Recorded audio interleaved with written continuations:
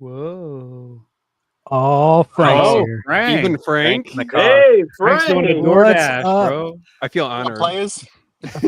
Franklin has arrived. Hey, it's Frank. Killing in my family limousine. Wow.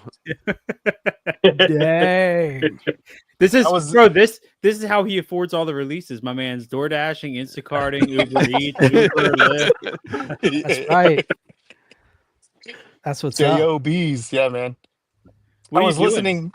I am just checking out my watching my girl, my oldest, do some Brazilian jiu-jitsu. Oh, It's wow. like- Mondays and Wednesdays is like pretty crazy, just after school activities that the girls do. So they've been doing it since January. So He's like, I'm at Barnes and Noble getting movies. yeah, I'll make a Frank, be man honest with excuse. us. Yeah. He's at a top secret meeting. Yeah. Monday Movie Mafia. I Dude, love that. I think we should change our name. Monday Movie Mafia. That's No, it. no. If we go on Mondays, it'll be that. Sundays, we'll go back to Sunday Scaries. I like the Monday with the I S do too. crossed The little out. I like cross out. that. So what's So up, dude? nice try, Jake, but we're gonna have to stick with our other name. Sorry. Jake's I just have to say Jake's videos that he puts up there like an hour long where he's putting away everything that he's gotten are the most satisfying videos I've ever seen in my life. Like Yeah. I watch them in the morning when I'm getting ready to open at work. I feel so like organized and like ready to start my day. It's been a while since I watched him. I remember one he like built new shelves and put them. He's like, okay, I got to move everything from here over to here. It's like vlog style.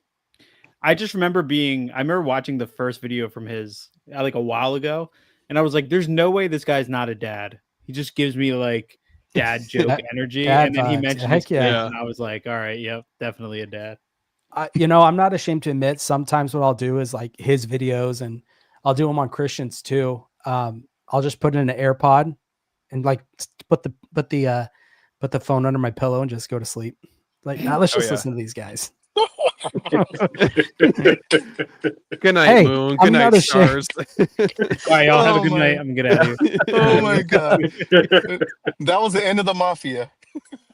Hey, it's okay. Yeah. Joe, you better be careful, man. You're gonna be wearing concrete shoes, bro. Yeah. Hey, Blood in, blood I out. support you guys, even though I have to go to sleep. It's like, you know what?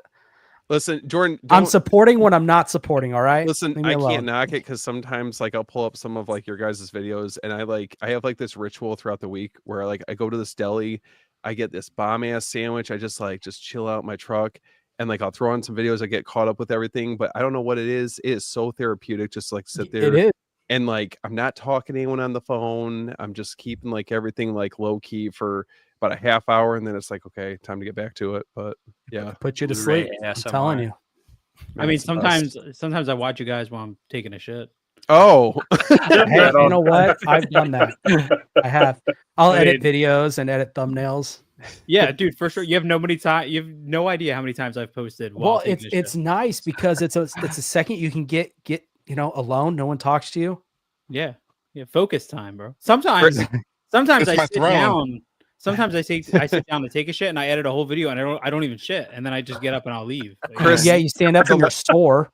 the last thing I want is a phone call coming from you on the like taking a shit. I've never done that. Okay, all right, just making sure.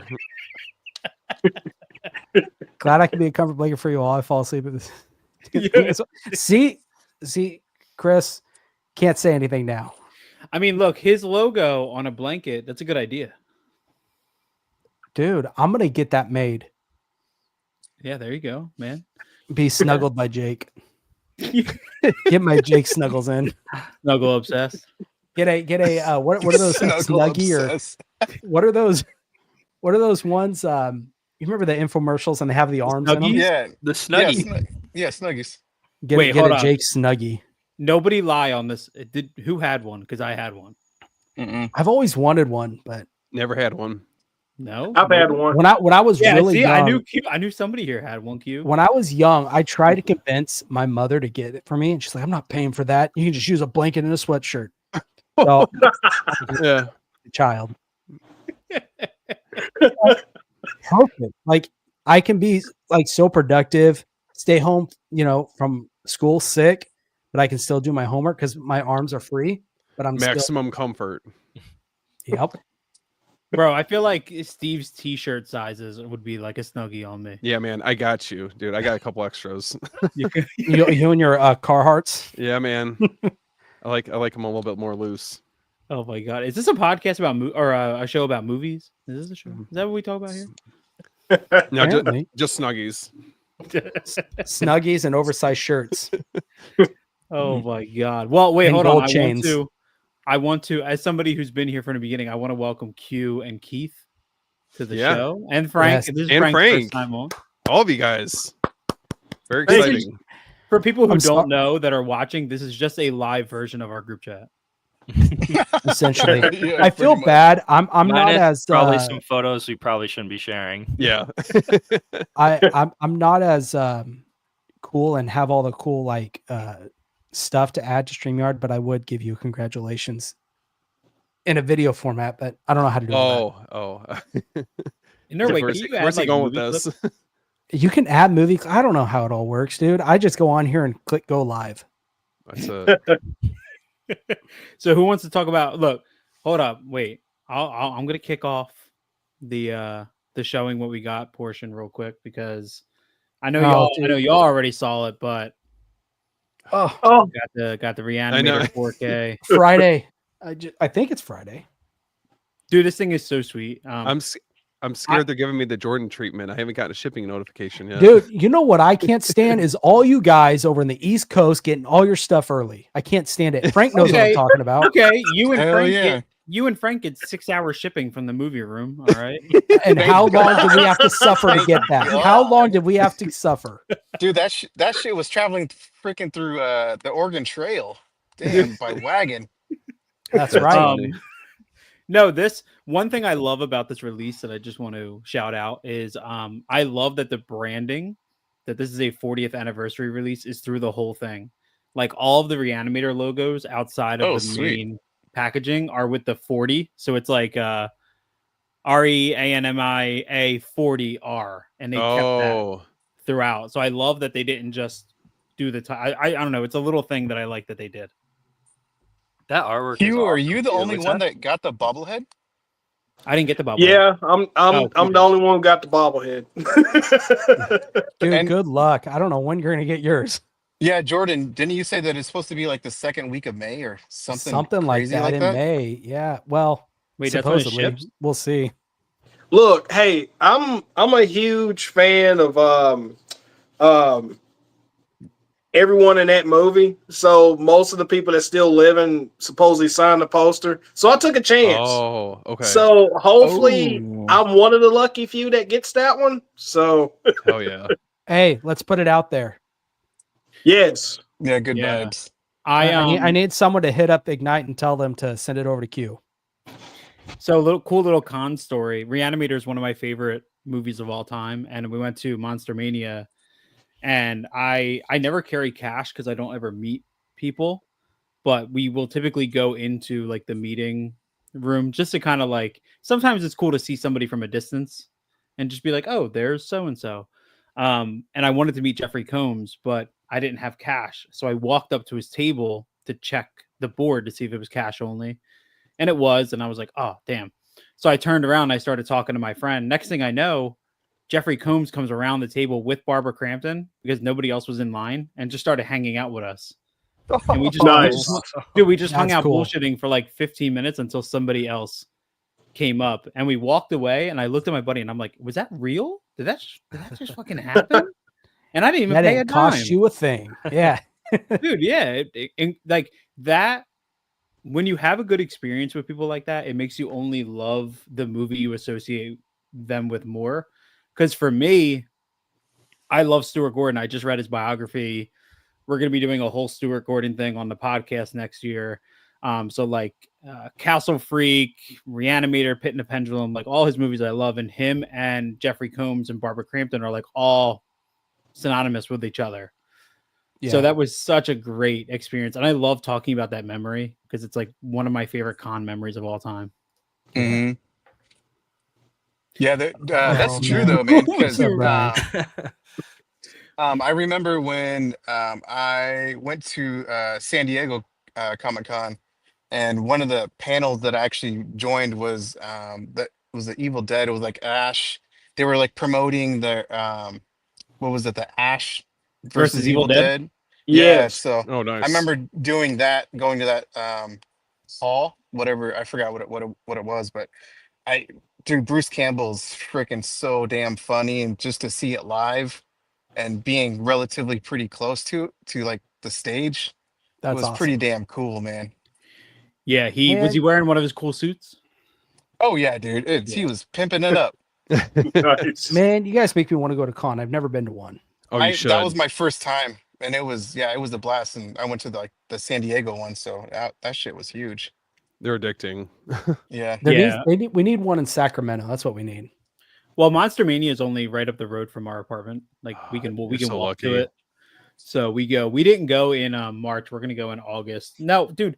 I always talk about how much I love going, but I end up spending way too much money. Like I end up like pulling so it's the one time that my wife is like really, if we go to a con, she's very like, like treat yourself. Yeah. And then also when I go, if I take a trip up to the archive, that's when she's like, oh, treat yourself. You're going to drive 3 hours somewhere. But I always feel guilty for the amount of money that I'm spending. So I always end up like, I have something that I want and I don't buy it. And then typically she'll go back and grab it like real quick. You know what I mean? Yeah. And then I feel bad that she did that. So yeah, but how often do you actually get to go to the conventions? That's kind of how I see we go it. once a year. Yeah, I mean, it's not very often that it comes around, anyways. But I buy so much Stuff are you shit not at buying? conventions. Chris, don't worry about that part. Chris, what else did you pick up? So how many do you want me to go through this quick little stack? Everything. Oh, Okay. All right. So I got Jason X. oh man, Oh, Still waiting on mine. I know. mine this too. This is sick, but it's not sicker than Jason Goes to Hell on 4K. Oh, Dude. Both of these are dope. I'm really surprised. I must have been like one of the first orders from Brother Belial on these because I'm surprised at how quickly they shipped. But yeah, my wife's never seen either of these, so this is coming up. I got all because of your recommendation, Jordan. I got Bull from Second Sight. Yeah. Oh, nice. I've heard this is a brutal movie. It's phenomenal. So this is super cool. I love the packaging. I love the artwork on the back. You could probably barely see it. No, dude. The artwork and the flames throughout it, that artwork's phenomenal. Yeah, this is sick. I picked this up for my wife. I don't know if you guys have ever seen it. It's not horror, but it's called Dark Waters with Mark Ruffalo. Is that the one where he like investigates the Flint, the Michigan? the city? Yeah, the town that's like poisoning the water or something like that. Yeah, I've never seen this, but this is my first Nova Media like premium steelbook. I know where you got that at. Yeah, Promote it, boy. yeah, the movie room. Yeah, I'm not gonna give my code out on here. I'll just let that be. Let's see. I picked up The Burning on 4K. Oh man, Nice. That's such a good 4K. did you watch well, it yet, or So not yet. I've had the Blu-ray Okay. forever, and the only reason I upgraded is because kind of like shameless promotion. We're covering this for our season 1 finale of Beyond the Blood, Steve and Chuck and I's can't wait. podcast. So I feel like I had to do it, and I'm happy it still came with the slip.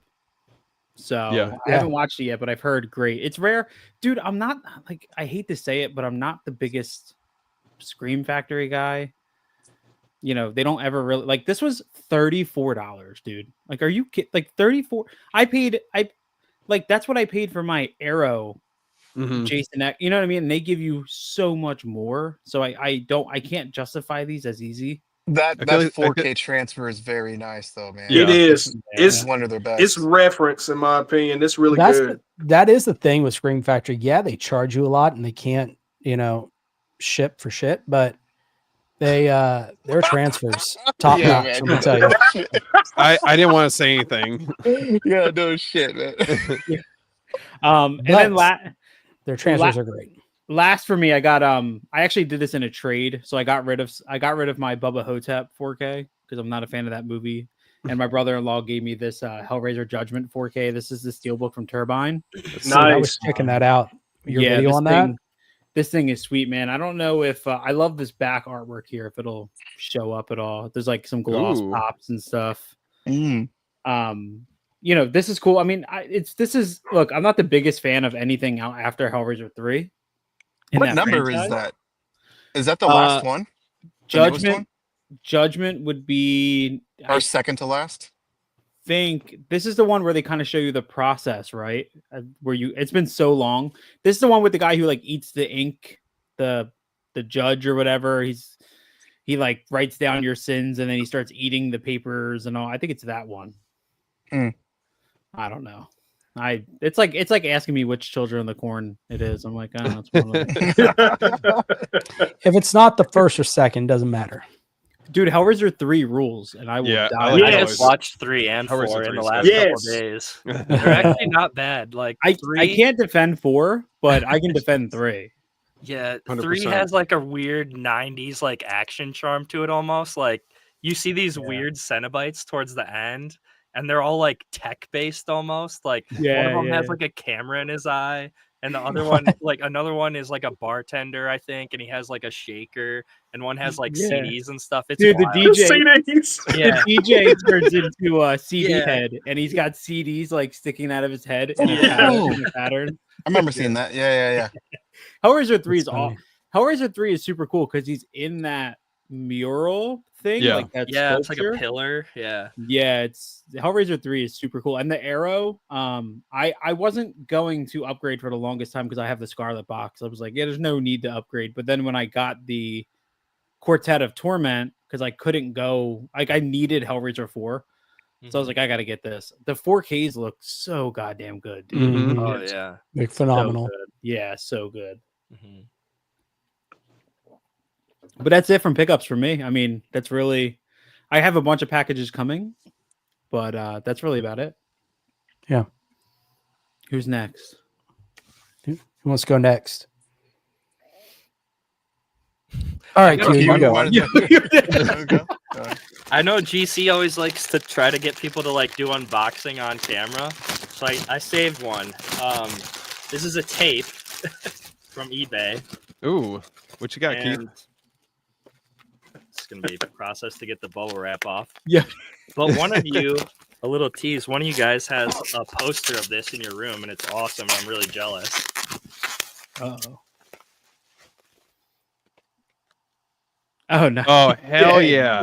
Nice. Good pickup. Yeah. Oh yeah, it's right back here for anybody. Oh watching. man, It was pretty cheap, but I think it was because it's like water damage. You can kind of see it on the sides. that's okay. It's, But the I movie got a is good what deal counts. on it, so So here, just out of curiosity, like how much did you pay for that? like $50. But it normally goes for like 80. Yeah. So my brain damage poster, crazy story. That's an original like theatrical one sheet for it.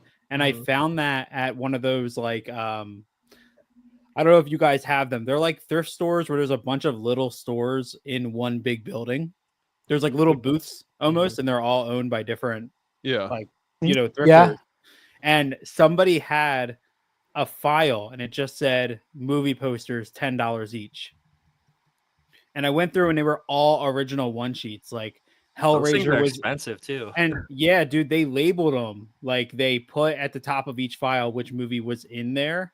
And Hellraiser was gone, Pet Sematary was gone. They had an original one sheet for Alice Sweet Alice. Oh, Somebody wow. took that, and the brain damage one was empty.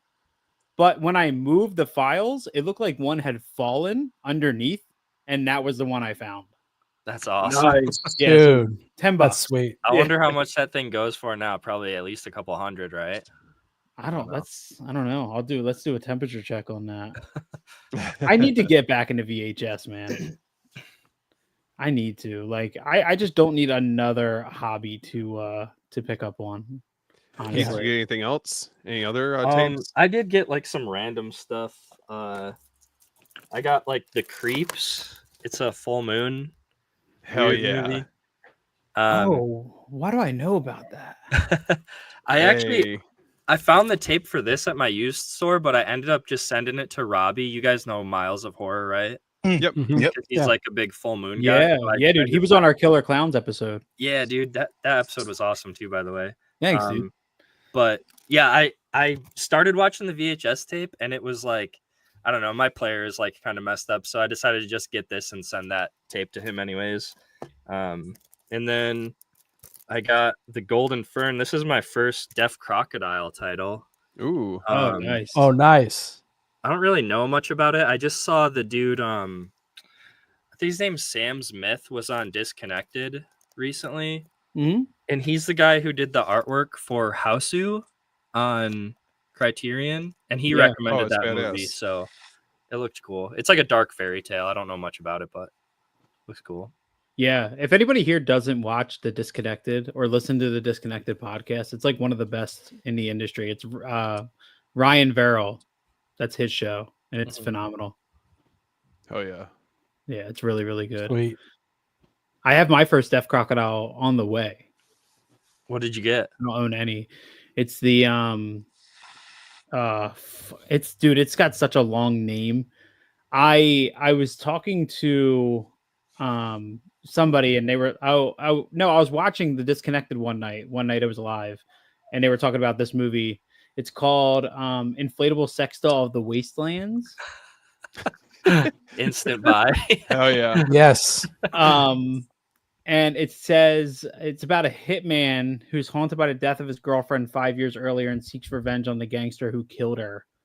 So it's a Japanese revenge film. But they were talking about how every shot of it is beautiful. And I was like, well, it sounds like I gotta fucking buy that then. Yeah. Yeah, there was one, Trapped Ashes, I think it was one of them they had. Was it Trapped Ashes? Yep. Yeah. That was the anthology. That one I was looking at, but I haven't picked anything up. I think Joe Dante had a part in that. There was another name that I remember. There was a few. Sean Cunningham's got a segment in there, I believe. Yeah, that's what it was. Yeah, Sean Cunningham. Oh, sick. Yeah, that's cool. I got Anything a couple else, other Ian? random things, but this movie, have you guys ever seen Bronson?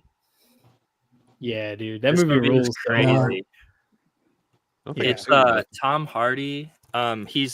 It's based on a true story, and it's a Nicholas Winding Refn film, and it's about I think he's like the most notorious prisoner in England or something. But he gets in all these fights and stuff. It's crazy. There's a scene where he gets butt naked, and he takes a prison guard hostage, and he makes the prison guard butter him up, and then he fights all these prison guards when they come in after him. It's insane. It's wild. Dude, every time I think of that movie, I just think of this fighting stance. Oh yeah. It's like that old school, shit, put him up. It just reminds you of that, when you're like, yeah, shit. Yeah. Yeah. That's a cool one. Yeah. Nicholas Winding Refn just announced he's working on a new movie. I saw Finally. that. Oh yeah. That's exciting. Yeah, finally. I don't know what happened to him, man. I mean, He was doing TV for a little while. oh, was he? Was Yeah. Neon Demon the last movie he did? Yeah. Wow. Yeah. It's that been would a be- minute. How long ago was that? 16. Oh man, you knew that right off the I dome. did. Yeah. Thank God. It's like one of those random little bits of trivia that somehow in the back of my mind I know. I need a second sight 4K of Only God Forgives and Neon Demon. I would want Neon Demon for sure. I want to put it out in the world. Make it happen. Second sight if you're listening. I know they listen. Jordan, Come on yeah.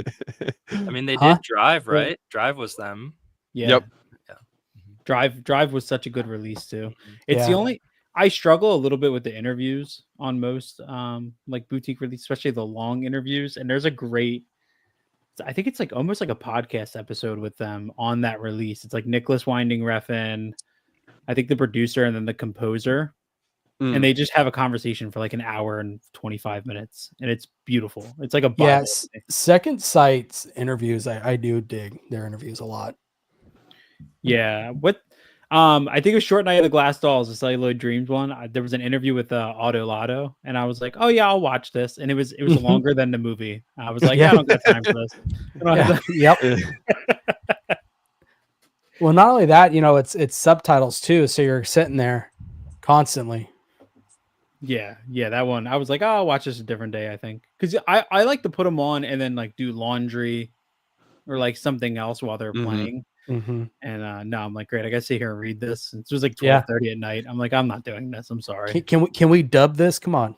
Yeah, can we dub? Can we dub the interview? Well, they should dub it by the same guy who dubbed Bob in House by the Cemetery. Oh my! Please no. Please no. Can you imagine? They're like, here's our prestige new interview with Auto Lotto, and it's like, yeah, I was out here and in the ballpark and yeah. Q, you'll get the reference once you watch that movie. It's so ridiculous. Okay. Yeah. Dude. What else did you pick up, Keith? Who was it said it's Mickey Mouse? Yeah, Daniel from the Cobweb. Yeah. He said it was the greatest decision to cast Mickey Mouse as the voice actor for Bob. Oh my god, that's awesome. What else you got, Keith? Anything?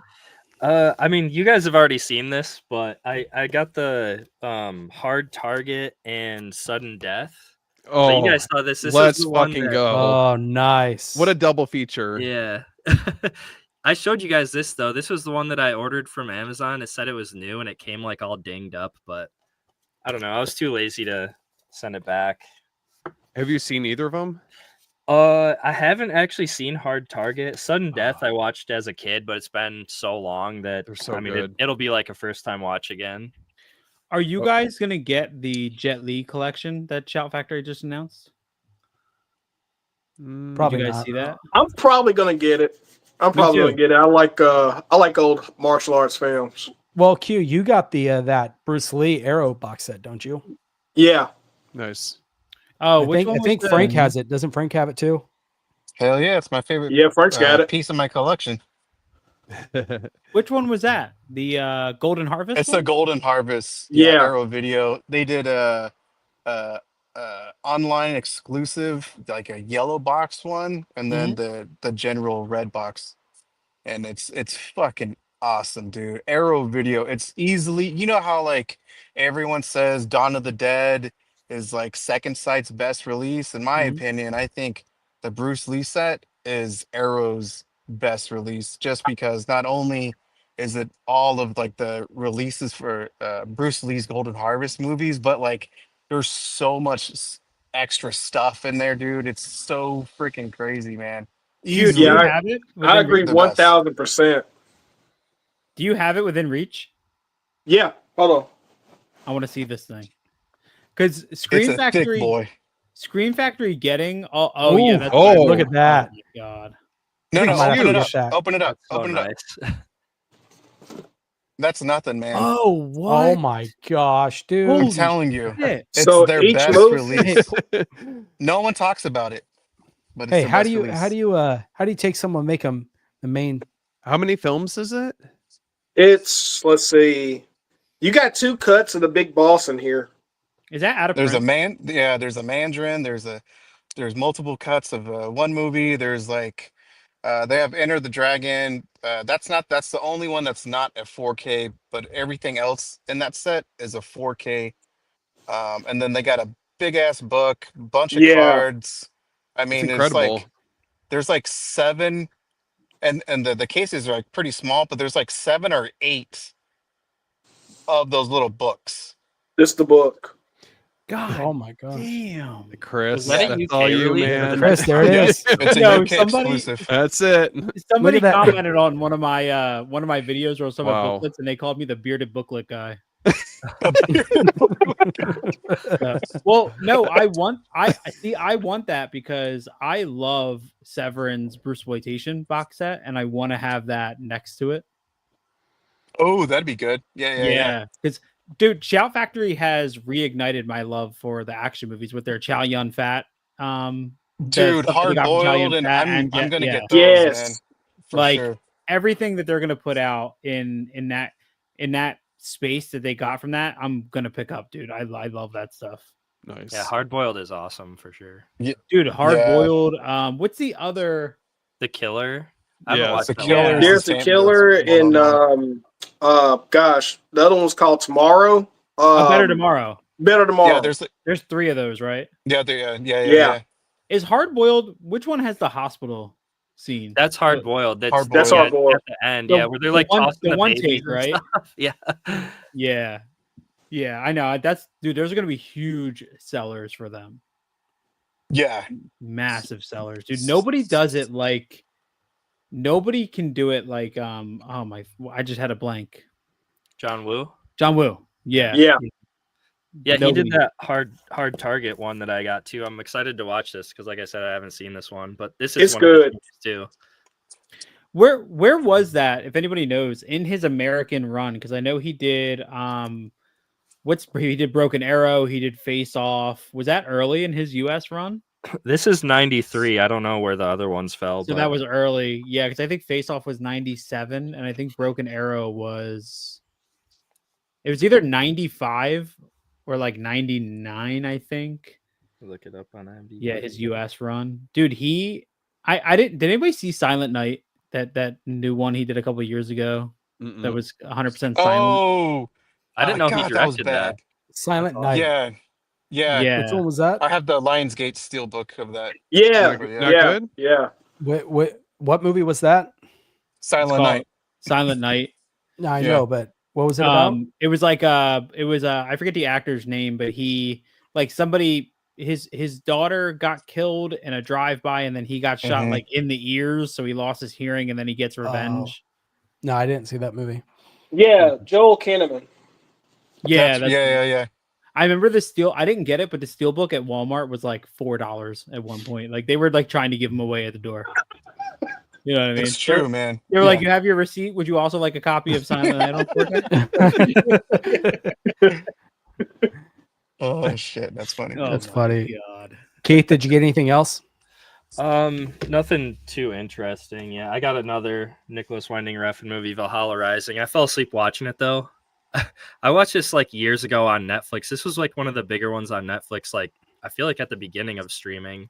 It's like a very brutal, like Viking movie. What's his name? Mads Mikkelsen is like the main dude. Oh, that's right. He's like forced. In the beginning, he's like forced to fight other like I don't know, nomadic Viking dudes. I remember that kind of being like that was like 300 after 300. Everybody was touting it as kind of because of like the style. Yeah, I think there's a lot of like those fake blood splatters and stuff. Yeah, dude, that has always bugged me. When every single time I watch 300, you have like these epic battle scenes. People are losing limbs, and then like they'll show a wide shot and there's no blood anywhere. You're like, oh, okay. You know what pissed me off? Chris, I think you bring this up every time. Every time, bro. I'm telling you. Every time. I think about every day I have an alarm that goes off at 6 a.m. to remind me how mad I am about it. It says Renfield. That's all you need to know. Well, hey, listen, at least this time I talked about 300 and not Renfield, okay? Well, I'll show you what I got because I got to show this for Frank. But this came in. Oh, wow. One of the best releases of this year, hands down. I got it because I was looking at it and then Frank convinced me to pick it up. So, do they still have more of those available? From when I got it, there was, yeah. Okay. Little like secret for you. Severin stuff never goes out of print, even if it says unavailable. Just email them. Yeah, I found that out from Q. Oh, did they hit? Did that happen for you? Not yet. I got to send him an email. Okay. They did last year when I was doing the Year of Severin, where I was collecting everything. They did the web store exclusive for it was called A Simple Like Silver, which is the return of Christina Barselich from Opera, and it was a web store exclusive, only available in like the summer bundle. which I didn't buy because it was a $300 bundle. But like 6 months later, I hit them up and I was like, "Do you guys still have that?" And they're like, "Oh yeah, we'll send you an invoice. We'll ship it out to you." I'm like, "Oh, okay. So it wasn't just available in the bundle. I just had to email you." Jeez, I'm gonna have to hit him up about a couple of things. Yeah. Yeah. I just What shot him the an hell, email. dude? and he Living sent me an proof. invoice. Yeah. Yeah. Maybe Living I'll proof. I maybe got I'll that on eBay. maybe I'll shoot Umbrella an email too. Maybe they'll hook me up. That's how I got 4 flies. Like I just reached out to them and then they just bundled it in with my order. Well, some guy local to me went to Monster Mania. He bought the Psychic. He bought 4 flies on Gray Velvet and one other, and then they were on Marketplace for like $145 each. Yeah. And I was like, it came up, and I messaged him, and I was like, because he had one other thing that I wanted, and I was like, "Are you really asking $145 for those?" And he was like, "Yeah, man, these are super hard to find." And I emailed Severin, and I was like, "Oh, do you guys have copies of these around?" And they were like, "Yeah, we can send you an invoice. This would be the total." And then I screenshot it and I sent it to him, and his exact words were, "Fuck off! I'm going to sell them for $145 each." And they're still on Facebook Marketplace That's amazing. for $145 each. Well, good for him. He's a hustler, bro. Yeah, I picked this up. Very nice. So recommendation from Chris. Yeah, dude, that's awesome. Steve, you know Santa Sangre, right? Yeah. Yep. Yeah, I don't have it, but he was asking me like what else to get, and I was like, "Oh, well, you got to get this." Yeah, yeah, it's And so I it's saw nice, that. It's a nice release too. The box. Dude, it's a nice thick box. It's nice. Is that the one that Arrow did as well? Am I confusing that with another? Did Well, Arrow do it? there's- I don't know. There's a trilogy that Severin has that Arrow Video did. No, that was UK. that was Alex Iglesias. Set. Yeah, That- okay, that one. Okay, yeah. Yeah. The Beast of Okay, yeah. Day of the Beast, Day of the Perdita Beast, yeah. Durango, and I forget. I don't know. Did you pick that up, Chris? The Arrow one? Yeah, I have that one. Yeah. Yeah, I thought you did. I got the new Hammer 4-sided triangle. Ooh. This is cool. It's basic. I haven't watched it, but it's kind of like their take on a Frankenstein movie. So he basically brings this woman back. And Dude, that artwork is sick. Dude, I'm telling you, don't sleep on Hammer Films. Look at this. So I know it's a Oh wow. back, but like look at this artwork. Oh my god. Oh, that's nice. Yeah. Badass. And it also comes with a really nice booklet, Chris. Oh, So- sweet. Dude, can't wait. Yo, can you mail that booklet to me? I'll read it and I'll mail it back. Got it. No, but really, it is pretty cool. It's yeah, because after I got Captain Kronos, I was like, dude, I am sold on Hammer Films and their releases. Did you pre-order the new? What was the new The one? Quartermass one? Not yet. I want to. Yeah, the Quartermass experiment. Because I think they announced 3 of the big giant ones, and then 4 or 5 they teased. They put out a picture. Yeah, they're supposed to be those like leather bound ones. They're supposed to be doing like a whole run of those. Damn. And then there's is it Shatter? I think that's another one they're coming out with. I hit up Mike from the movie room the day you posted that Captain Kronos was going out of print. Mhm. And I was like, "Hey, do you happen to have any more?" And he was like, "Jordan just sold the rest of them." I was like, "God damn it, Jordan." Sorry, dude. I know. He told me they weren't selling, and then so I was like, okay, well, yeah, I'd love to, check it out. And he sent it, and I was like, dude, why is this not going anywhere? Because this thing is like gold. I love this thing, and the booklets. It's got like a graphic novel in it. It's ridiculous. Yeah, I'm upset about it. Yeah, it's okay. I'm comforted though. I have Reanimator, so it's okay. Yeah. just Don't rub it remind all us. over your body. Just reanimating over here over Reanimator. Yeah. Anything Yeah. else, man? Oh, dude, how much time do you have? I got Oh I'm Lord. here all night, brother. Yep. okay. So I picked this up too for Memorial Day. American Sniper. Oh nice. This is the UK. Oh, look at that. Yeah, I dude, it's love pretty those cool. plastic slips that are like half clear. It kind of reminds dude. me of Arrow. It's like Arrow, or kind of like what Lionsgate does. Oh yeah. Yep. Mhm. Yep. So That's nice though, because those UK premium steelbook releases drive me nuts with like, I'll take it off the shelf and the steelbook falls out. Mm-hmm. So that kind of keeps it in. Yep.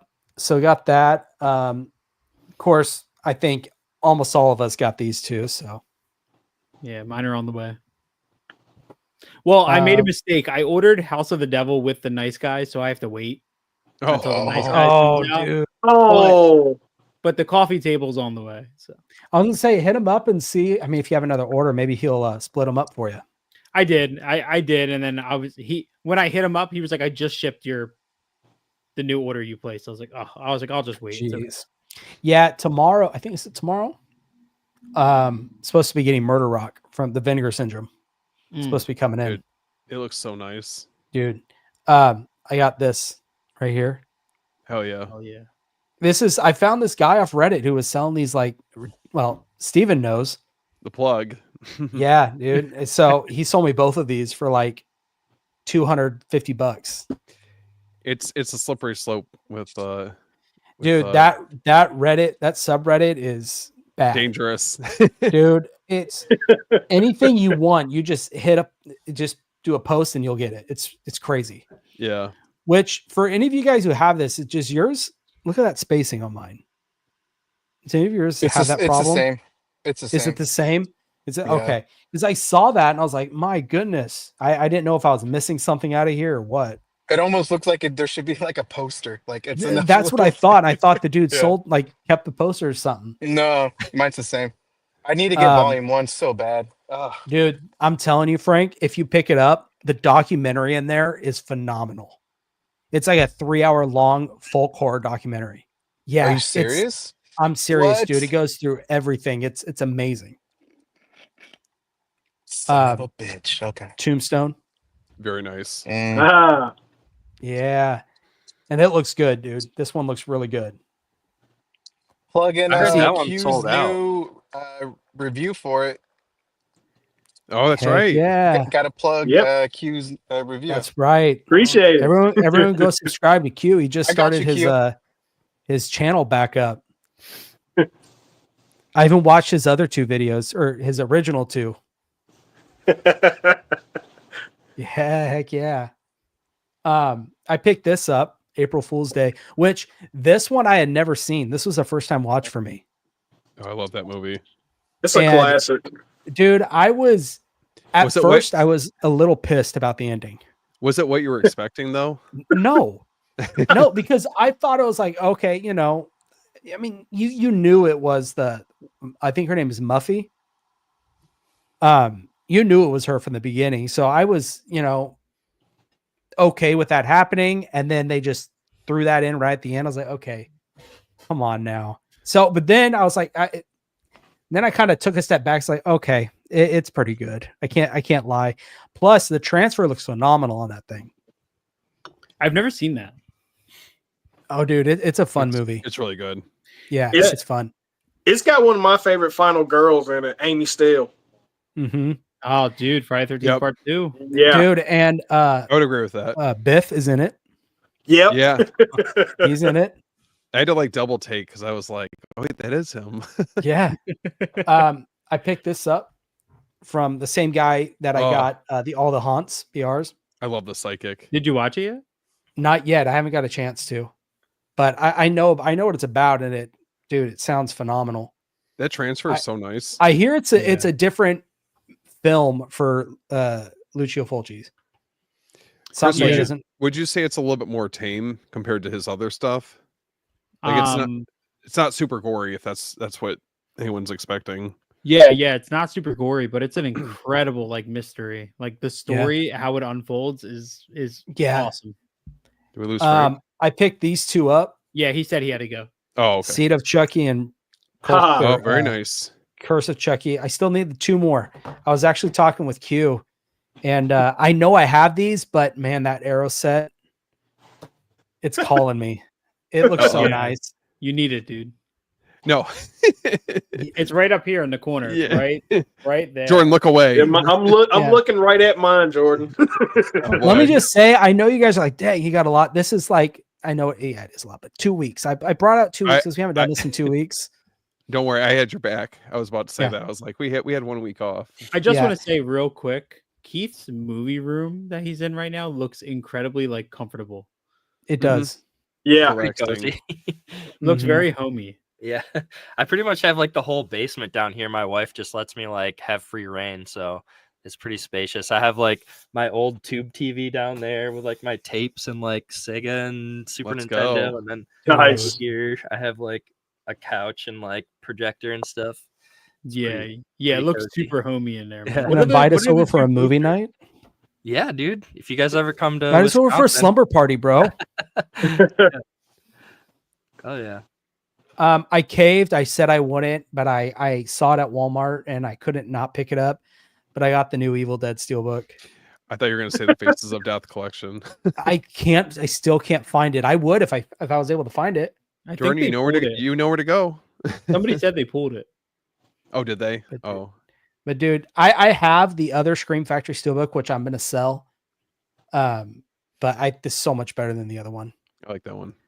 Yeah. That's the 2013 Evil Dead, right? Yeah. So the other day I was looking for 2013 Evil Dead, and I know I have the Scream Factory 4K, and I'm like, where it's not on the wall. It's like, it's not in my collection. I'm like, what the I'm like, I knew I had this, bro. I go on Amazon and order another one, and I was like, wait, I forgot that I have it in the Blockbuster box sets case. Oh. So I was like, God damn it. But luckily Amazon canceled it. But I was like, how stupid. Like, how I finally picked this up after so long. Oh, that's a good pickup. Which I noticed I think it's a PEK meter from Ghostbusters. You know, that little device. Dude, it's in this movie. It's wild. Yeah, same exact thing. It's near the end, and they pull out the same device. It's like they use the same prop. I love They Live. Yeah. Did you say They Love? No, They Live. Oh, okay. I love They Live. And then, of course, oh yeah, one of the greatest releases of the year. Yeah, dude, that release it's up there. Steve's the video you put out about it, that little reel you put out, summed it up like perfectly. Yeah. Listen, did you get a thing for your eyeball? Like GC had?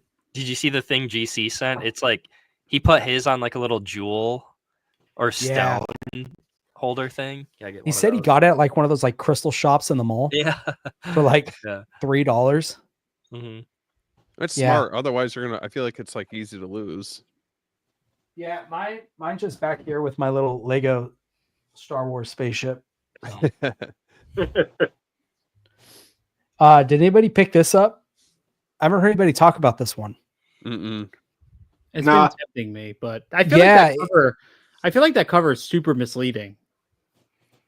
It looks really good. I started it, but I didn't get to finish it. It's basically a special effects artist gets hired by the government. That's what it is. So yeah, but I thought it looked really interesting. No, I see those VHS tapes like everywhere. I don't know why. At least the first one I see FX. That's what it's called. Oh, really? Right? FX, yeah. FX, yeah. Heretic finally came in. Oh, dude, good so call. Good. I'm gonna quickly go through the rest because I'm taking up too much time. My umbrella. So when they did their massive restocks, I got Stigmata. Ooh, nice. That's nice. Yeah. Open Your Eyes, and I picked this one up because of Thesis, the same director who did Thesis. Okay. Did this one, and I thought Thesis was phenomenal. Are those like little gloss pops on the front of that I saw? Yeah. Oh yeah, look at it. Oh, that's nice. That's sick. Same on the back. Look at that. That's cool. JSA. This one I was so mad I missed, but they brought it back. Wasn't it directed by Park Chan-wook? This is directed by of Old Boy, right? I think because I remember I watched somebody review that, and they said who the director was, and I was like, oh fuck! I was like, I should have grabbed that, dude. Those umbrella slip covers, they're so tight. Yeah, Park Chan-wook. Yeah, director of Old Boy. Did anybody watch Havoc with Tom Hardy yet? Did anybody see that? Mm-mm. on Netflix? No, but it looks really good. Just curious. Side tangent. And then Monkey Shines. Yeah, dude. I love that very release. good. Dude, nice. such a good movie. I just read the Dawn of the Dead book that comes with the Second Sight release. So now I'm in like a big Romero mood. Like I want to go back and watch The Crazies. I'm really diving Go back check in. out Martin. Dude, I'm so proud to own that 4K of Martin. Like I feel like that's one of the most like prestigious, cool physical media releases ever that nobody really talked about. I feel like I want to get like a plastic. Oh, you got it. That one. I got it. Yeah. Oh, nice. Dude, I love this release so much. And after I saw Steven's video on it, I was like, that's it. That's the next release. Yeah, I have that same one. And then the last 3 I got, and I promise I'm done. Now you need Demons 3. Oh no, you have Demons 3, you have the Church, then you need Demons 5 is the Mask of Satan, and I forget what Demons 4 is technically. What's still Demons 3? The Church. Oh, is it really? It's really? It's like what? Mikhail Suave's in Demons. Okay. And then I think the Church was originally written as Demons 3, and then the Mask of Satan, which just came out from Severin a couple months ago, it was like titled Demons 5 overseas. That's the thing with Italian movies; they're just all over the place. One of them's called the Ogre, right? Is that like 4 or 5 or something? Is that the Mask of Satan? Isn't the Mask of Satan? Oh, maybe that's named the Ogre. Maybe that's just another name for it. Yeah. Yeah, I talked to you guys about this the other day. Oh, the trio. New York Ripper, and then last one. Yes. So absolutely love it. Are you double dipping on Zombie from Arrow? I am. Yeah. I'm weak. I am too, and I'm ashamed to admit it, but I'm going for the Arrow store exclusive one. How much is that going to cost you to ship? Too much. I don't want to talk about it. But dude, listen, I think it was like $62. Total. So it's like double. Yeah. That's all right though. That's a good cover. Yeah. I like that cover. If I get one, I'm going to get that. Yeah. I'm tempted on that. What was that other Night Watch? I still need to figure out what that is. It's a TV show or something, right? Or like 2 TV movies? No, it's 2 movies. I just did a breakdown of it, and I can't remember what it was about. Oh wait, I got to finish that video. Is the Sect is that considered Demons 4? Is it? Am I going back and looking through these? I didn't know that. Well, now I'm curious. Now is Cemetery Man considered one of the Demons movies? Because that's another Mikhail Suave movie. Oh wait, hold on. So the Church is actually Demons 3. The Sect is Demons 4. Cemetery Man is Demons 95. I guess the year.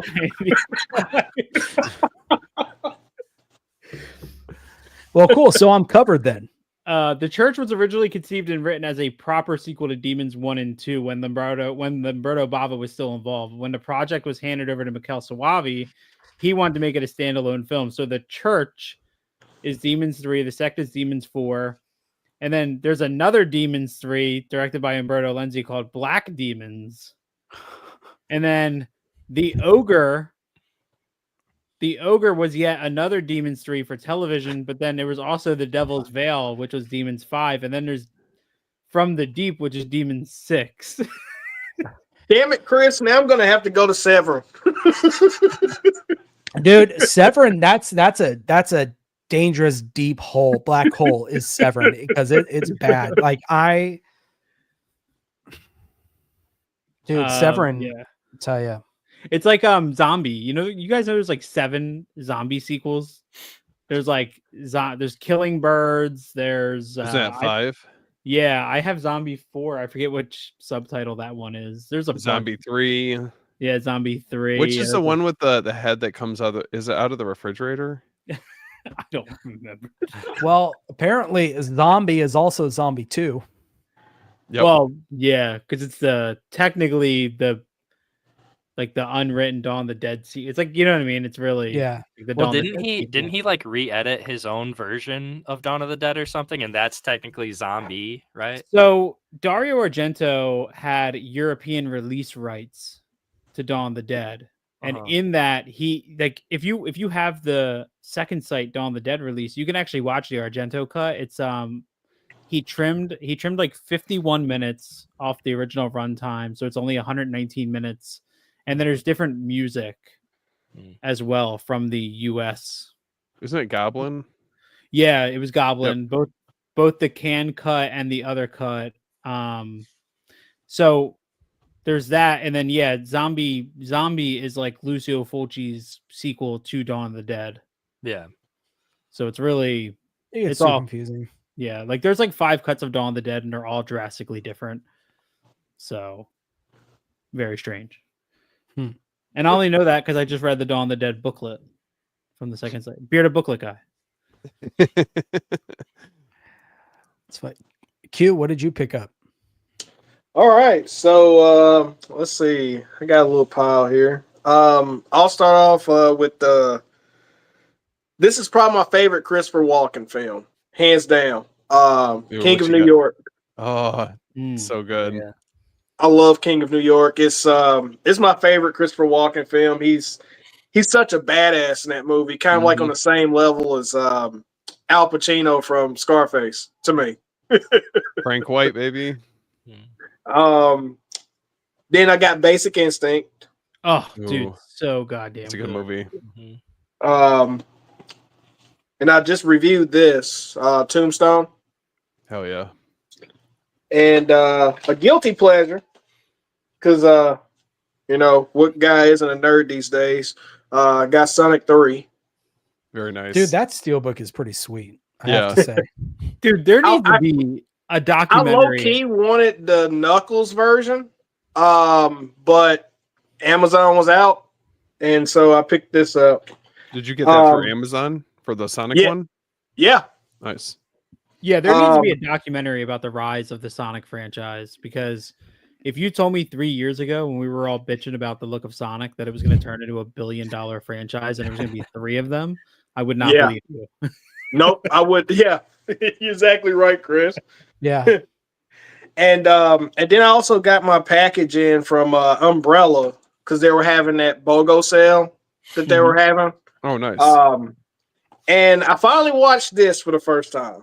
Audition. Dude, nice. Love that movie. What'd you think? I have so much I want to say about this because I really did enjoy it, but I felt like it was a bit of a slow burn in the beginning. But man, those last 30 minutes of the film, my God. It pays off. So, dude, it's worth that slow draw. It's so worth it, man. Yeah. So I've been telling people, because everyone has been asking about what my thoughts were on it after I watched it. I said, I'm going to have to give it a second watch because the ending, I'm still conflicted on what's going on in the end. So I don't know whether or not, if he's still dreaming or if this shit's actually happening. Yeah. Yeah, my wife has the book, so I want to read it because that was based off a book. Yeah. Off a novel. So I still want to read that. That was so creepy. And the next one I got was, I didn't get the chunky box, but I did pick up Pulse. Oh, nice. That's a good one. I love that movie. And then You Were Never Really Here. Oh yeah, I got the chunky a bit. Phenomenal movie. I love this. I think I saw this on Amazon Prime when it came out a few years ago. Yeah, that's an Amazon movie, which is crazy that Umbrella got that. Yeah. And I know that Shout is coming out with a box set, but I love this chunky box so much I had to get it. I love me some Pam Grier. Oh, dude, I'm so jealous that you have that. That's sick. Dude, Pam Grier is the queen of blaxploitation, man. Yes. Oh, the queen. Anybody here coffee fans or just us? I've never seen it. I've never seen it. It's great though. Yeah, Dude, Q, did you get that blaxploitation box set from Shout? I got it pre-ordered. Okay, I was waiting to see if the price went under 100, I would grab it, but there's a lot of good stuff in that box set. There's a lot. I know coffee's in that box set. There's a few Fred Williamson movies in it too. Yeah. But yeah, it's loaded. It's loaded. That's why I went on and pre-ordered it, because I don't have a lot of blaxploitation. So that box is gonna get me there. So Nice. Yeah. I think the only blaxploitation film I own is Blackula. I think that's it. They actually released that on physical? Severin. Really?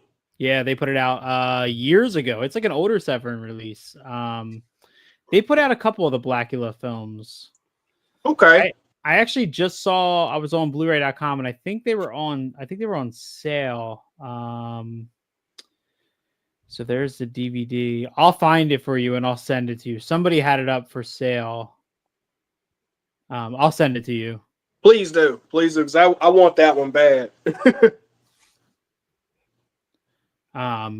What is that all you picked up? Yeah, that's all I got so far. I got others on the way that haven't arrived yet. So patiently waiting. Steve, I'm really excited to see what you got, man. Well, it's been, like Jordan was saying, it's been a couple weeks. So let me see. So got a couple Kino titles I picked up. So got this on sale at Orca. Yeah. Nice. Yep. So I got this. And the other one I picked up was Career Opportunities.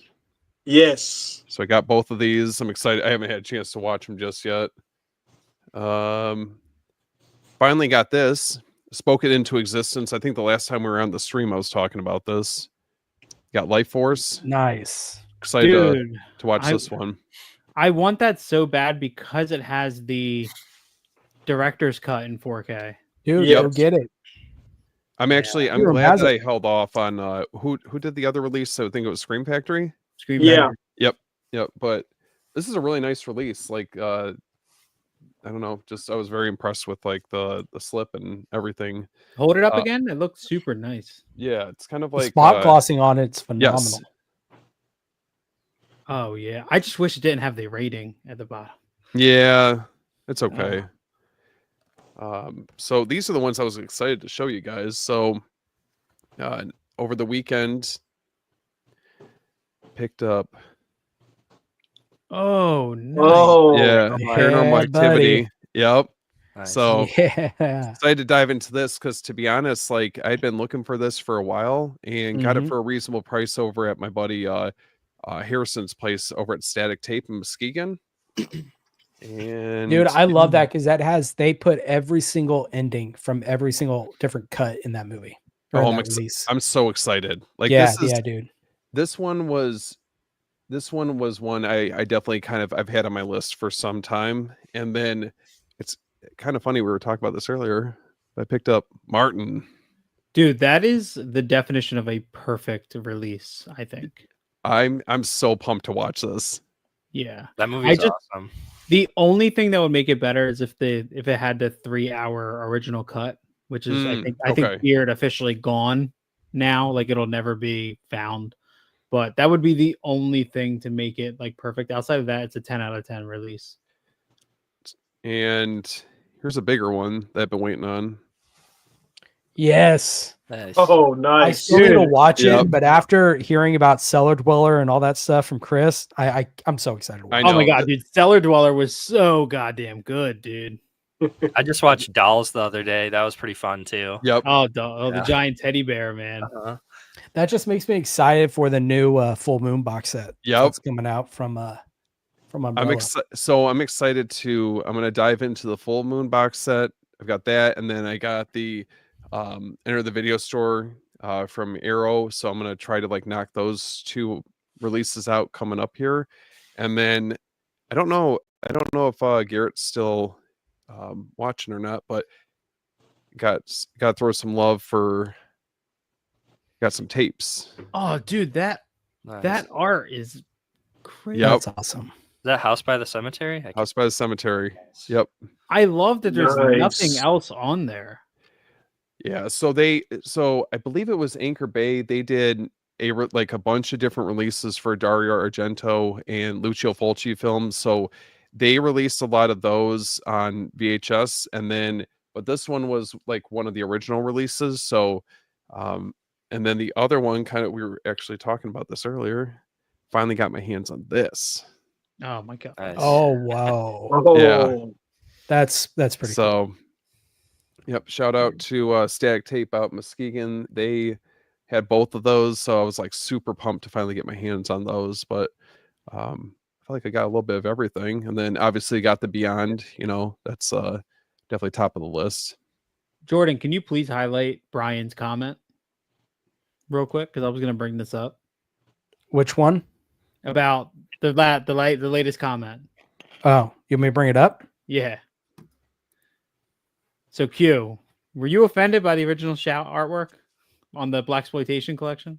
Hell no, I'm mad because they changed it. I love the original artwork. They should have left it there. I think you messaged me when I shared it, and I was like, God, this artwork's awful. I was like, the collection's cool, but this artwork's awful. I can't remember if it was you or somebody else messaged me, and they're like, dude, that artwork's great. I was like, okay. Yeah. And then when they changed it and they took the artwork away, they made it worse. I was like, wait, hold on, I prefer the original. Yeah. Go back to the old one. Look away. Oh my god. Where's Brian? That's funny. Why can't Brian come hang out?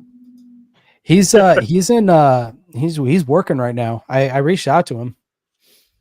Brian. He's been so busy. He's been ghosting me. Nah, dude. Dude, look, he's working on his movie, man. That's gonna come out so sick. No, I'm more important. Just kidding. So did anybody get? I was peeking like upcoming releases. Did anybody get the Anora 4K yet? Oh, No. wait a minute. I did get that. I did get that one. I got that one as well. Yeah, I'm waiting for the sale. Yep. Yeah. I decided to wait. I didn't know it was a digibook release. That was just so nice. I finally saw like somebody posted the full packaging. I was like, oh, I was tempted to pay the money, but yeah, that's a apparently Sorcerer is also getting the digipack treatment. Dude, Sorcerer, Really? that packaging looks beautiful. I saw that. Yeah. So excited for that release. Lethal Weapon 4K officially comes out this week. Yeah, I have that coming. Let's see, Murder Rock. Oh, all the Vinegar Syndrome stuff. Did anybody get Dirty Harry? Yep. No, So waiting on mine to show up. I want to get it so bad, but the back of my mind, I feel like that Grove is going to have one of those sales at the end of the year where that's going to be included in that. So I'm waiting. I feel like for me personally, the Clint Eastwood titles from Arrow are more important to me than those. The Fistful of Dollars. Fistful of Dollars trilogy. Yeah. I've been tempted to get, because it's a subgenre I love, but I've been so tempted to get, because it comes out officially this week. Last Tango in Paris from Vinegar Syndrome. I saw that, but I don't know. And I don't think this is the proper place to talk about it. But there's a lot of issues with that movie right now because of a certain scene where there was no consent. So I've been like on if I want to, because I've seen it, but I was just like, yeah, I'm not sure if I want to get it or not. I don't know. There's a lot of stuff like officially coming out this week, like some Severin stuff. You know how like this stuff comes out, but then they have an official release date, but they're not following the release date. Yeah, I can't wait for the nesting. I have that coming here pretty soon. Yeah, the nesting. Is anybody getting What Lies Beneath next week on 4K? I just ordered it before we started this. Yeah, I'm waiting, but I'm gonna pick it up. Dude, that movie's so good. It is. It's a classic movie, or Harrison Ford in that one, right? Mm-hmm. Yeah, it's a great, like, was it really underrated. Michelle Pfeiffer, I think, is in it too. Yeah, that's right. Yeah. Let's see what else we got. Oh, I didn't know Warner Brothers was putting out Dune Prophecy on 4K. That's cool. The show, I might have to pick that up just to put it in the. I didn't watch the show. I didn't either, but just to put it in the collection. Oh, May 13th, that Vestron release of May comes out too. Damn. Is anyone getting that? Yeah, no, I'm gonna stay with the second sight. Yeah, I was still debating on getting that one. I just like that release a lot. Captain America, Brave New World. Oh, they're putting out Cauldron's releasing standard releases from the Houses of Doom box set. Oh, so wait, close. did Vice Squad already come out from Kino? No, not yet. No, That's in May. That's May 13th. Okay, there it is. Oh, I can't wait for that. It's like at the bottom of the list. So is anybody picking up the Crazies? Oh, dude, that I read the comment, so I don't want them to think this was a stab at the thing, but that artwork is horrendous. Hey, to each their own. That artwork looks like remember like back in like the might be showing my age, like in the Tumblr days, how like cool kids always had like the quarantine. It's like clip art. Oh, dude, it looks. I like the disc art a lot with the infected, but the rest of it, I'm not. I hope they do the original one. Like they eventually give that the 4K treatment, because wasn't the Blu-ray through Arrow? Yeah, it was through Arrow, and the Blu-ray. I just watched it. I don't know, a couple months ago, and it doesn't look bad, but that needs like a nice deluxe. Nice deluxe guy. May 20th is the Blaxploitation set. Okay, so that's coming out. We got some more Powerhouse Films, some more Jean Rollins stuff I'll be picking up. There's a movie coming out from Radiance called The Rapacious Jailbreaker. I don't know if anybody's picking that up. But, I don't know. Yeah, I don't know. I feel like there's not a lot coming out that I'm really like Shout Factory putting out Fade to Black on 4K. I'm not. Like the Vinegar Syndrome releases is perfect. I'm okay. I'm tempted. I just want to see what's in it. I think that's the biggest thing for me. What's it going to come with? Yeah. Did they announce the bonus features for you? I saw they already kind of because it's ready for pre-order now. Yeah, they've let the cat out of the bag. Was going to be on the disc. It's exactly the same stuff that's on the Vinegar Syndrome disc. They didn't add anything new? No. Oh, well then. Okay. Chris, you forgot about Time Cop comes out tomorrow. Oh, Time Cop does come out tomorrow. Yeah, hell yeah. We're only a couple weeks away from the Brivido Giallo set from Cauldron, that re-release date. Yes. I can't wait. So that's finally coming back out. Do you think that that's going to release on time? I think this time it will. Yeah, I mean, I hope. I want it. I can't wait to dive into it. Shoestring Slashers comes out too at the end this month. Yep. Yes. Anybody picking up Arbor Day? I'm really debating on it. The trailer was pretty rough. Come on, this has to be a group effort. We're all getting it, guys. I'm getting it. It's Terror Vision. I've loved every release since. So, is it one of their hard boxes? No. That's what I was thinking. I thought it was one of the hard box releases, but I still will probably get that. To be honest, I'm a sucker for Terror Vision. I just wonder, and I don't remember who said this earlier. It might have been one of you guys about. They think it could be the hard box could be something because of the tariffs and all that stuff, depending on where they that was me. The material. Yeah. Interesting. So, I don't know. Who was anybody picking up Swordfish from Arrow? Anybody? Yeah. Oh, I forgot about that one. Yeah. I'm getting that one. When does that come out? June. So real quick, the only new thing on Fade to Black is an audio commentary. Okay, so it's worth getting. I'm film critic. So we come with a booklet? No, I'm just kidding. What about Castle Freak? When does that come out again? That comes out in a couple weeks, doesn't it? Or no? Yeah.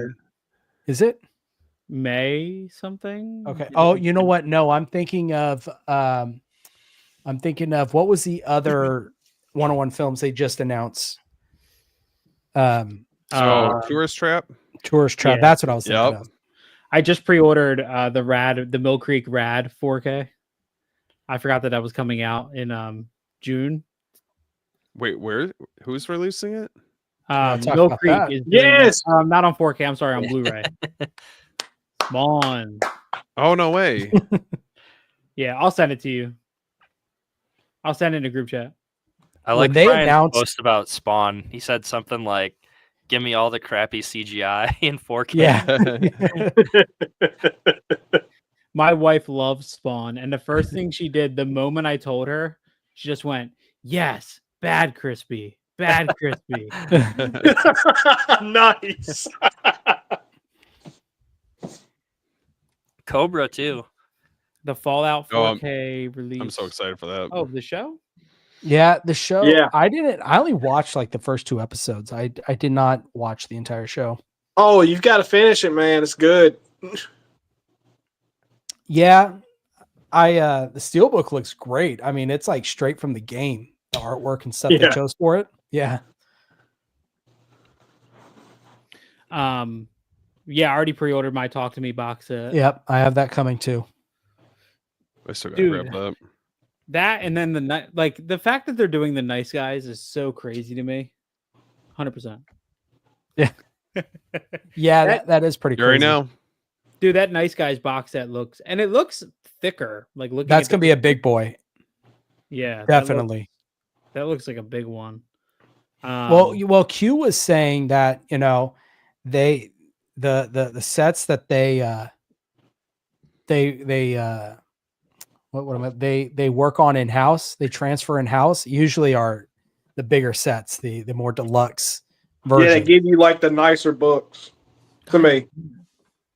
It just seems like it to me. The ones they work on in-house, they give you the nicer book treatments. Q, show us the dog. Okay. That's what we came here for. Say hi to everyone, Trey Bear. So cute, man. The dog's like, what the hell is going on? Its eyes. Yeah, its eyes were like, oh, shit. I need to dish out the money for that Texas Chainsaw Massacre set. Dude, Chris, just do it. Though I will say that slipcover release that Dark Sky Films came out with the eye on it, dude, I almost bought that. So I'm actually getting that. We're working on booking the appointment. Yeah, that I'm getting that tattooed on me, my whole inner bicep. That's so cool. That art, yeah, I just sent him it. He's gonna draw it up for me. And I love the fact they give you the theatrical underneath, man. Yeah. Yeah, dude. Oh, that looks so good. I have that one. I missed out on that second sight. It makes me so upset. It's about how phallic the Cobras. Yo, Chase's video when he talked to them. Wait, I didn't see that one. He mentioned that essay and then he just like stopped talking and he just shook his head and he gave the camera a look. I was like, oh no. Man, well, that's why I made that joke about where is it? I'm looking for my Little Mermaid VHS. Oh yeah. Oh, the hidden. Is that? Oh boy. I don't know if I would consider that hidden, man. That's like right up front, bro. That's like. There it is. In all its glory. Dear God. That's the best, man. It's at attention. Oh my God. I was telling somebody in my wife's family about that, and they're like, "There's no way they did that on purpose." And I'm like, "You don't accidentally do that. There's no design flaw that you were like, oh wait, hold on. That was just some animators that wanted to see how far they can push it. Exactly what it was. So good though, so good. What's everybody else got going on? Anything cool happening in anybody's life? Abigail, dude, I can't wait for that. I'm getting that for sure. Me too. I was really hoping that there was going to be yes, Scream Factory's boutique, but like someone to put out a big, nice box set for it. That's what I was hoping for. When is that? July? Is that when it gets released? What about Ace Ventura? Oh, dude. Yes. Okay, can we talk about that steelbook? Because I cannot stand that steelbook. No, that steelbook is horrendous in my opinion. I'm not gonna buy it, but I did like it. You liked that steelbook with the bird on its head? It's low. It feels like low effort. I will say something like I'm going to be very pissed off if they don't include the dolphin trainer scene in it. Oh, my wife was asking me if that was going to be included or not. That was the deleted scene, right? Yeah. Yeah, she was. I never saw that. She was the one who asked me if that was going to be included. She said that would be the only reason to buy it. That's hilarious. Yeah, that and then so I bring this up because I like it, and he's been a cool follower of mine and kind of become a friend of mine. What did you guys think of the art on the RoboCop 2 Steelbook? They just Look, I love Mexi Funk's stuff for the Me most too. part, but that one, I don't know. It was his mouth. Yes. That's, and I hate saying it. But They should have did this. Not a fan. Yeah, They should have done this. That's a steal. Whose art is that? That's what's his name, right? God, who's the name? Who's the guy they always work with for the additional slips? I forgot what his name is, but he did the additional slips for the Child's Play movies. I think, dude, those Evan draws. Yes, Yeah, Evan. And have you noticed they haven't been doing additional slips since Night of the Creeps? I wonder, dude. The Night of the Creeps alternate slip was incredible looking. I know, but I'm saying they haven't done it since because, well, one, you had to pay $80 just to get it, and I'm sure they were all arriving damaged. Hey man, you were the one fighting them, bro. I mean, deservedly, man. Yeah, you were Bronson. Right. You were Bronson style with him, bro. Anyways, what were you saying about Mexi Funk's thing? No, I was just saying there was a lot of shit about that artwork, and I don't buy steelbooks. I didn't mind it. I just don't like RoboCop 2. But people were giving it a lot of hell on Facebook groups and all kinds of stuff. So that's all. I just wanted to know your guys' opinion. I didn't like it, but oh shoot, I just damaged this. What is that? Nothing. Never mind. This little guy right there, the little right here, bent back. The peephole? Yeah. I mean, that's what that is, right? Dude, I'm so happy that you got those. Yeah, I can't wait. Nobody touches Severin Arrow gets really close, but Severin's box sets are incredible. And I pre-ordered the Cliff Twemlow set that's coming out, which is technically Intervision, but that's Severin. The fact that Severin came up with a fictional novel, commissioned a book for the second one, blows me away. You know what it is with them, and a lot of people gave them shit after the Kathy's Curse situation with the box with the light up eyes, and none of them worked. And I get it, and they did a good job by coming back and giving people credit for it and stuff, and kind of fixing the mistake. But at least they went for something different. I would rather you try and fail, and it's kind of like the what's the thing of act now, apologize later. I'd rather you try something new, and then hey, if it doesn't work, it doesn't work. But that Kathy's Curse box was a really cool idea. It just didn't. Yeah. It didn't work out. So they always especially with their box sets, I feel like that's where most of their effort goes into. You know what I mean? They really do a good job at. I was listening to their podcast one time, and when they released the Black Emanuel set, they sent an airport bag with it. In the deluxe edition, there was a board game and this airport carry bag. And they were talking about how when I think it was Kiera Janice who curated that set, when she went to them with the idea of doing that, they were like, that doesn't make any sense. Let's do it. Let's just try it. And now people sell that set, that limited edition set that was a 150 piece. Now they sell that for $1,000. I'm curious what their next big box set, like the Hans box sets, they're going to be. I definitely. Well, how long was it between the first and the second one? The span of time? 2 years. Okay. Yeah, 2 years. It's probably going to be. I think they're going to do another Bruceploitation set because this one was touted as Volume 1, so that'll probably be next in line. You got to think, man. All Haunts BR's Volume 1 and 2 really got me into short films. because their curation of short films are so good. And especially I feel like in folk horror, you can tell the story without a lot of fluff in like a 20-minute segment. So I've actually, some of my favorite pieces out of those two box sets are the short films more than the full movies sometimes. Because some of those movies are really fucking weird, dude. Like they have a weird sense of humor because they're from some country you've only ever heard of in school. You know what I mean? Like, so you don't understand the humor.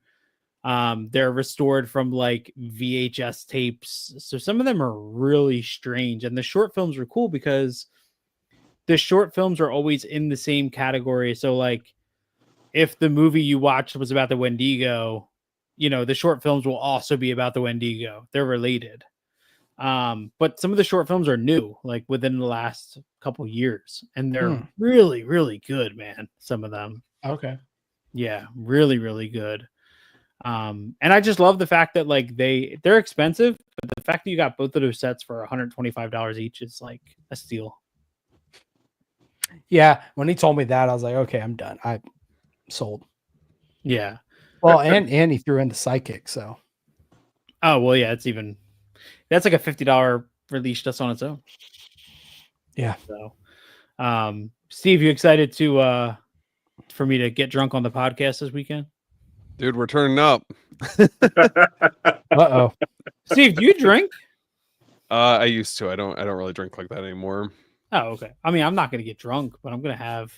Chris, do you, man. I want you to enjoy it in the fullest. I'm gonna get sloppy drunk and then oh Jesus Christ! embarrass myself in front of Planet CHH. That's okay, man. You're all among friends. Are you guys recording another one of those special episodes where you just go over like different titles that you picked up recently, or is this another full episode? So we're doing. I think we're trying to record after hours. I think we're set to record after hours tomorrow. Yep. So that'll come out on. I'm probably gonna put that out on Thursday. And wait, then, is it tomorrow or Wednesday? Or Wednesday? Yeah. Okay, I was gonna say Wednesday. We'll record that. I'll probably put that out on Thursday morning, and then we're recording Steve's like birthday special episode where we're kind of doing like a big Italian horror episode, a hangout with Christian from Planet CHH. Oh, nice. We're recording that on Saturday. I'm planning on putting that out on Monday, and then we're only a couple weeks away from the season finale coming out with The Burning. Mm-hmm. So we'll have that recorded. I really liked the like more open format of the after hours episode you guys did. I guess it's not really open. You guys had your movies picked out already, but it was fun. I liked it. Yeah, dude. I think the thing is like I'm really proud of like the last 3 or 4 episodes we've put out. Like I think we've really found that thing. Like everybody's become comfortable with the podcast, like with recording it. So I'm not as stressed and I'm not trying as hard to keep it as like feels so organic. on track. Yeah. Because there's a lot of cool stuff that's going to be coming, especially in season 2. So just for anybody listening and for you guys, this is in July we were going to do the Terrifier movies, but we're going to push those back. And we're going to do a big campground evolution of campground slasher episode. And we're going to have Garrett from Born to Be Rad on and Christian from Planet CHH and probably a couple of other people coming in. And I'm getting a lot more comfortable editing podcasts and kind of playing with them. So there's going to be something unique this season where I'm actually going to be creating these, I call them like immersion sounds that are going to be in the background.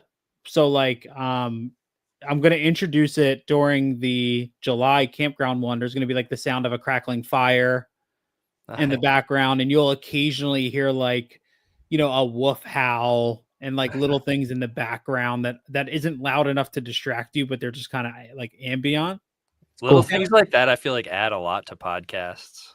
Yeah. And then I found, so August we're doing Texas Chainsaw Massacre.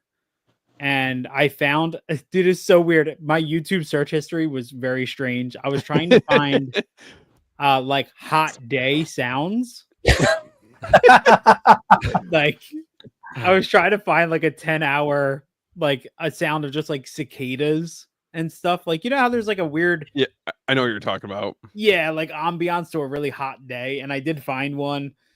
So that'll be in the background of Texas Chainsaw Massacre. For Misery, which is December, I found one audio that's like a winter storm outside of a window. So you'll Oh, hear that's that, but cool. then I'm going to layer that with the sound of like a crackling fire. Nice. So trying to kind of make a bit of a theme, you know what I mean, with every episode to try to immerse a little bit more. And within those, there's going to be like little hidden things from the movies if I have enough time to find them.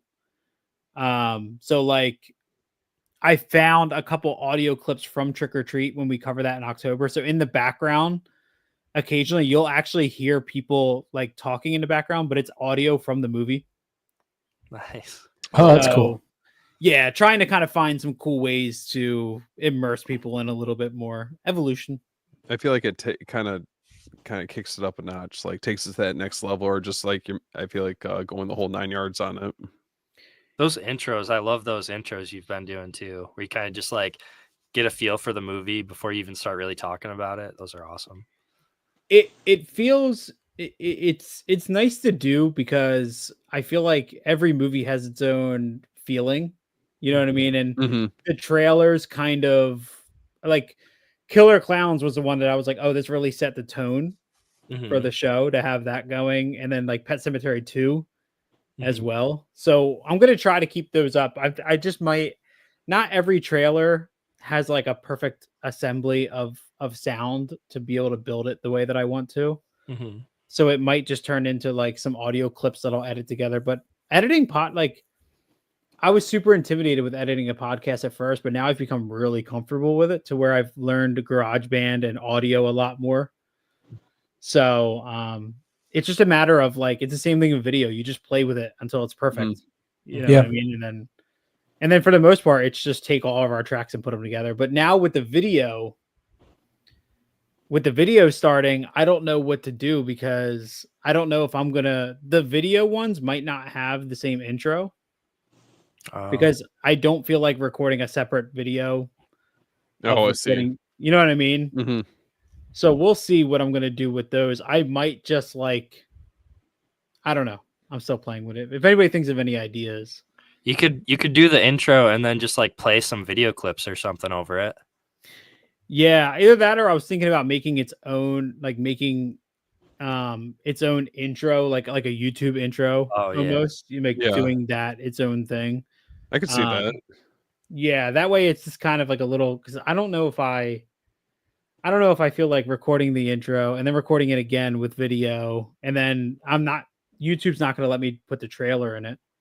That's true. Yeah. You know what I mean? Or even like the trailer audio because there's licensed music in those. So we'll see. We'll see as it goes along. Very exciting.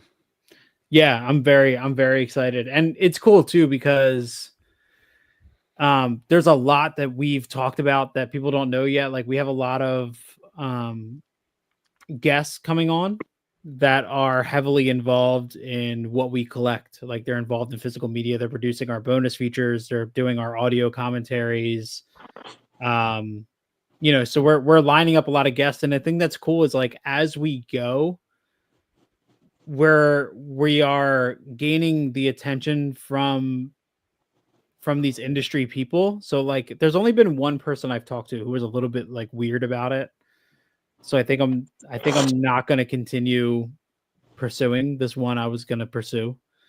But like to talk to it's amazing, man, because like, you know, you sit down and you watch, like you pick up physical media, but like I've been messaging like the artists and I've been messaging the people who produce the special features, and to tell them that we have a podcast that's focused on pretty much special features and the physical release. They're always like, they've been so nice. It's just a matter of figuring out when to get them on. It's a lot more difficult, you know? That's pretty cool.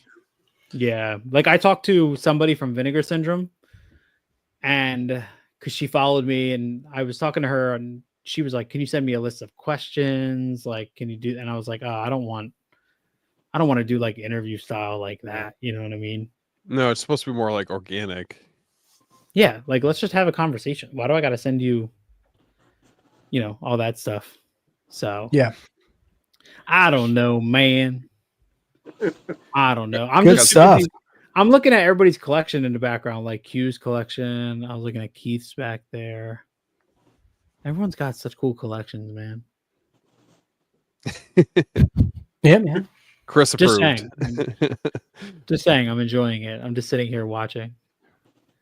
Look, man, I talk to you guys, I think sometimes more than I talk to my own wife. I show y'all. Yeah. I gotta show y'all love. What does everybody have coming in? Anything coming in that we didn't talk about? I think we pretty much covered everything. I think that Haneke box set, but that's not for a while. Oh, dude, when is that supposed to come out? A few months at least. Yeah, I gotta look. I have it ordered. I'm still waiting for my was it April order from Umbrella. I haven't heard anything about that.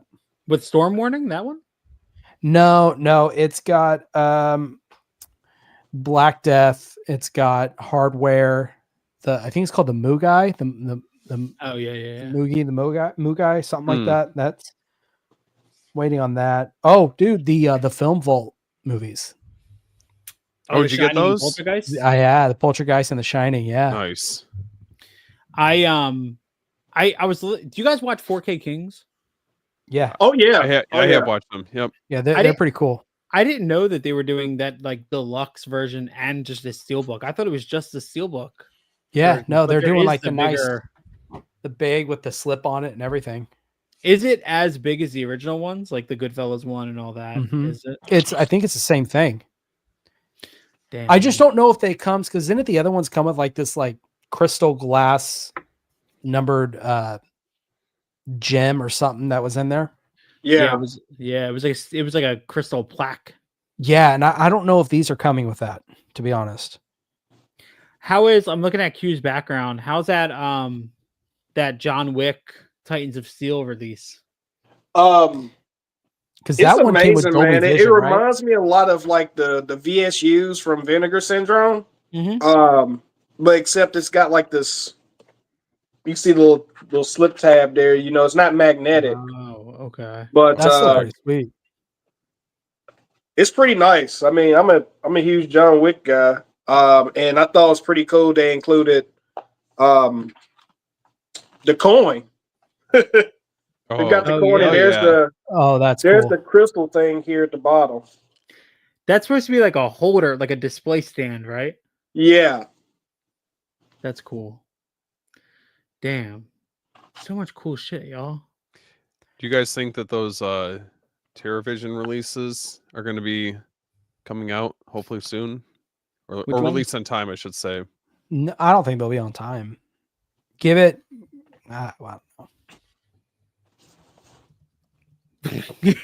get out of here, GC, dude.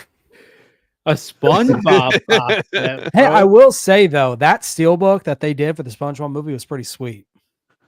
I'm not seeing where it was just his body. Oh yeah, I know what you're talking. Yeah, that was pretty cool. So I'm on eBay looking for this Texas Chainsaw Massacre set. I see $190. Oh, that's nuts. Deal. 185. I'm telling you, dude, hit up Reddit. That's what I was just about to say. Yeah, man. 170. I don't. Oh, Chris, did you pick up Roller Coaster and? Yeah, I did. Nice, dude. Thank you. Oh my god, dude, you were like, for some reason, just to fill everybody in. So I'm collecting the 101 Films Black Label, and I got. Oh hell yeah! I'm starting at 1, and I got the Grifters, which was their first release, and then number 2 was Existenz. So I got that, the David Cronenberg film. And then number 3 is this like 70s thriller I've never heard of called Roller Coaster. And I was like, oh. Is that out already or? Yeah, it's. I mean, they're at like number 40 now with Tourist Trap, and they're in the 40s. Oh, damn! I didn't realize they were. It went that far back. Yeah, so I go on eBay. I'm like, oh, this movie Roller Coaster. I've never heard about it. Like, I should be able to buy this on eBay. Yeah, fucking $300. Oh. So Jordan, I didn't realize there were that much. Jeez. Yeah, Jordan hits me up. He's like, yo, some guy's selling it for like $18 in this Facebook group. And I had to I wasn't part of the group, so I had to relay with Jordan to make the deal. And then I had to get entered into the group. Wow. And then finally I got in, and I was trying to strike a deal with the guy to get a bunch of other stuff. But yeah, I got it for $18. Nice. Did you get the other one too? Yeah, I did get the other one. The other one was Were they prom night? No, it was Skinner. No, it wasn't Skinner. No, I didn't. I got Skinner from somebody. It was Boys Next Door. It was called. But it was like number 20 something. It wasn't. Let's see what number 4 is. Let's see if I got to spend $300 for this one too. I've been looking at that the Sword and the Sorcerer, but I haven't pulled the trigger on it. That box set. Oh, okay. Yeah. So so Grifters. So number 4. Oh, I actually have number 4. That's Black Book. Number 5 is Walter Hill's Trespass. So this collection started in 2018. And there's a lot of good titles. Like, dude, they did Class of 1984. Spookies. Howard the Duck, Prom Night, Screamers, Ghostwatch. Yeah, well, Ghostwatch was 101, but I don't think it was part of their Black label. I think it was. Yeah, it's number. Was it? Yeah, it shows up under their Black label, like limited editions. Oh, okay. Yeah, they did. It's number 28. Oh, okay. They did Brain Dead. I think the most expensive one that I'm gonna have to deal with is the Memento. Umbrella's doing that. I remember when that came out. Yeah, dude, they did I'm gonna have to buy Johnny Mnemonic to complete this line. Yeah, Ghostwatch. Man, Ghostwatch was number 29. They did Death Dream, Black Christmas. They did Following, Alligator 2, Fear City.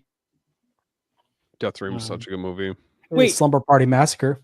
Dude, what a weird lineup. So number 39, Mansion of the Doomed, right? Number 40, Lawnmower Man. 41, Lawnmower Man 2. 42, Glengarry Glen Ross.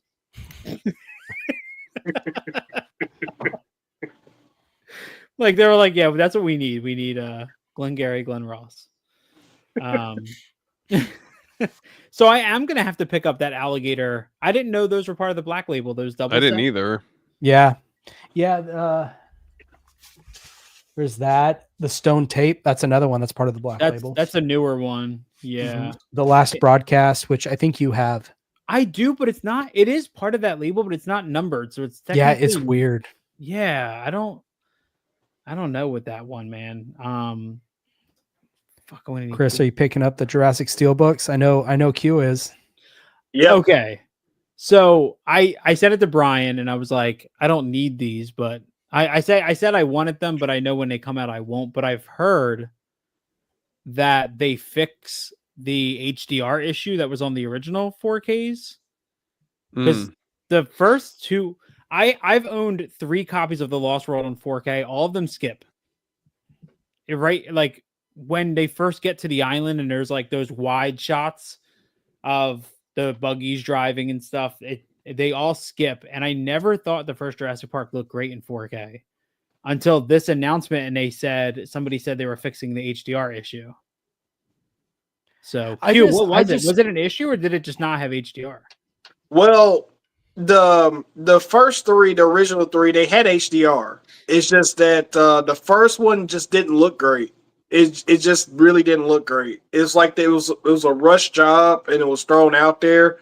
Lost World had that skipping issue, but it was the only one out of the original 3 that looked decent. And then the third one they didn't do a good job of it neither. So when I saw when they got posted, they was talking about Dolby Vision and Dolby Atmos for the original, but then it later got confirmed that all 3 are getting Dolby Vision and Dolby Atmos. Okay. Nice. Yeah, I mean they're trying to make money before Rebirth comes out. That's why those come out in June. I'm not a fan of them doing a pack, like a 3-pack of the movie. I have the so the first Jurassic Park, I have the Universal's Essential 4K, the box set. And then the rest I have the matching slipcover 4K releases that they did. Except for Dominion, which was they did different cover art on. So I don't think I'm gonna. Man, you know what's funny? I just realized that like they didn't continue that Universal Essentials line. They didn't, and let me see. Because I have Jurassic Park and I have Schindler's List in that. This is the only one I got from that. Was the Big Lebowski. Yeah, they didn't continue that.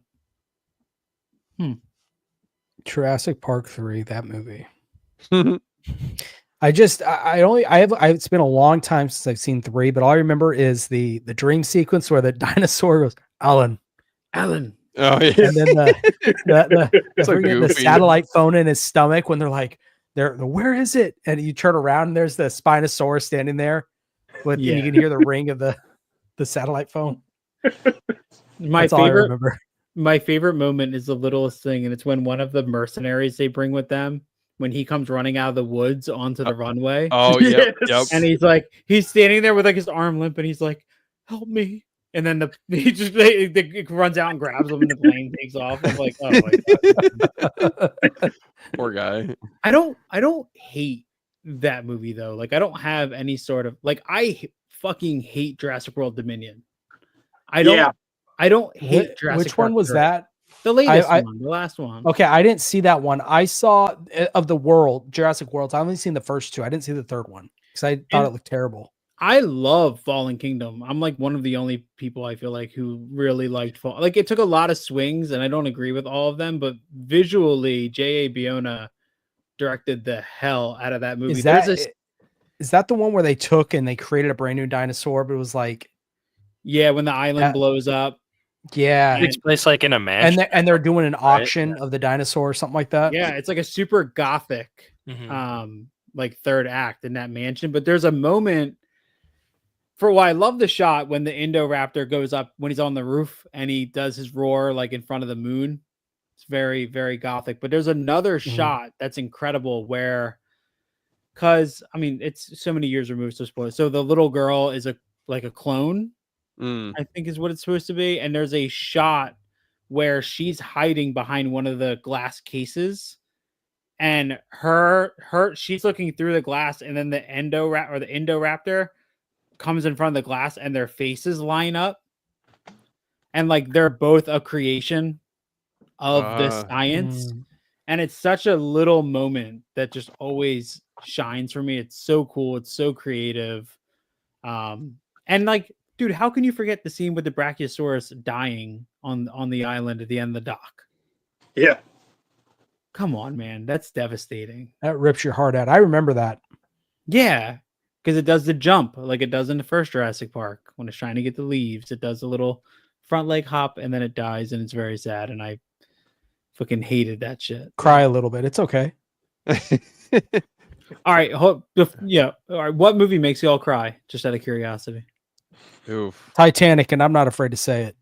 Yeah, that one's tough to set through. That one, Marley and Me, I can't do it.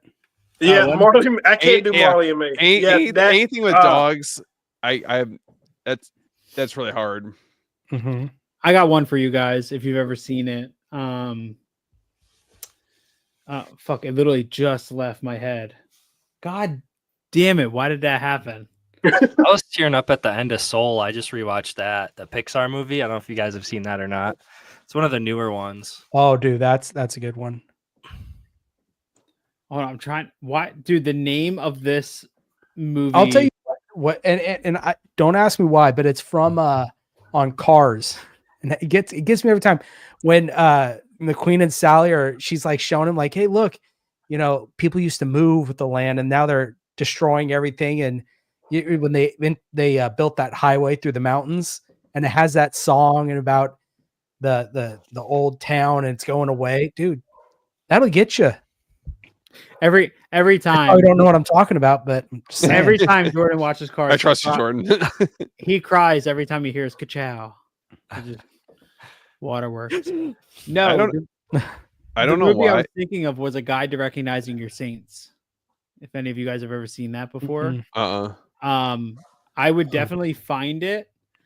It has Robert Downey Jr., Shia LaBeouf, Channing Tatum. It's about the director's life, and he directs the movie adapting his book about his life. And Chaz Palminteri plays the father, Robert Downey Jr.'s father, and there's like 4 scenes with him. His performance is incredible, and it breaks my heart every single time, dude. Like, it is the perfect. I actually showed when I first met my wife, I showed her a clip from the movie, and I was like, I can't cry. I've only known her for like 3 months. I can't cry. Say strong, Chris. Just the clip like made me upset. How about Meet Joe Black? Yeah, I can cry at that one. Green Mile. Somebody asked if we own any A24 titles. I have Love Lies Bleeding. Isn't Heretic The an Lighthouse A24 title? Yeah. Yeah. Heretic? Yeah. Baby Girl. The Witch. Midsummer. I don't know why. Did you guys see Spider-Man No Way Home?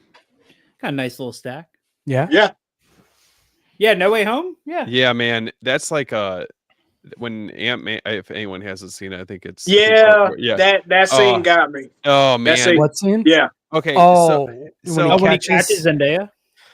No, it was someone who dies in the movie. And I just remember I was like sitting at the theater. I think we saw it 2 times. And I just remember I was like 2 like tall beers deep, and it got to that point, and I was like, "Oh, don't cry!" Come on, we all cried at Endgame. Yeah. At the end, dude. Andrew Garfield. So that scene in No Way Home when he catches Zendaya, and you have that brief moment, that always kind of gets me. And then in Amazing Spider-Man 2.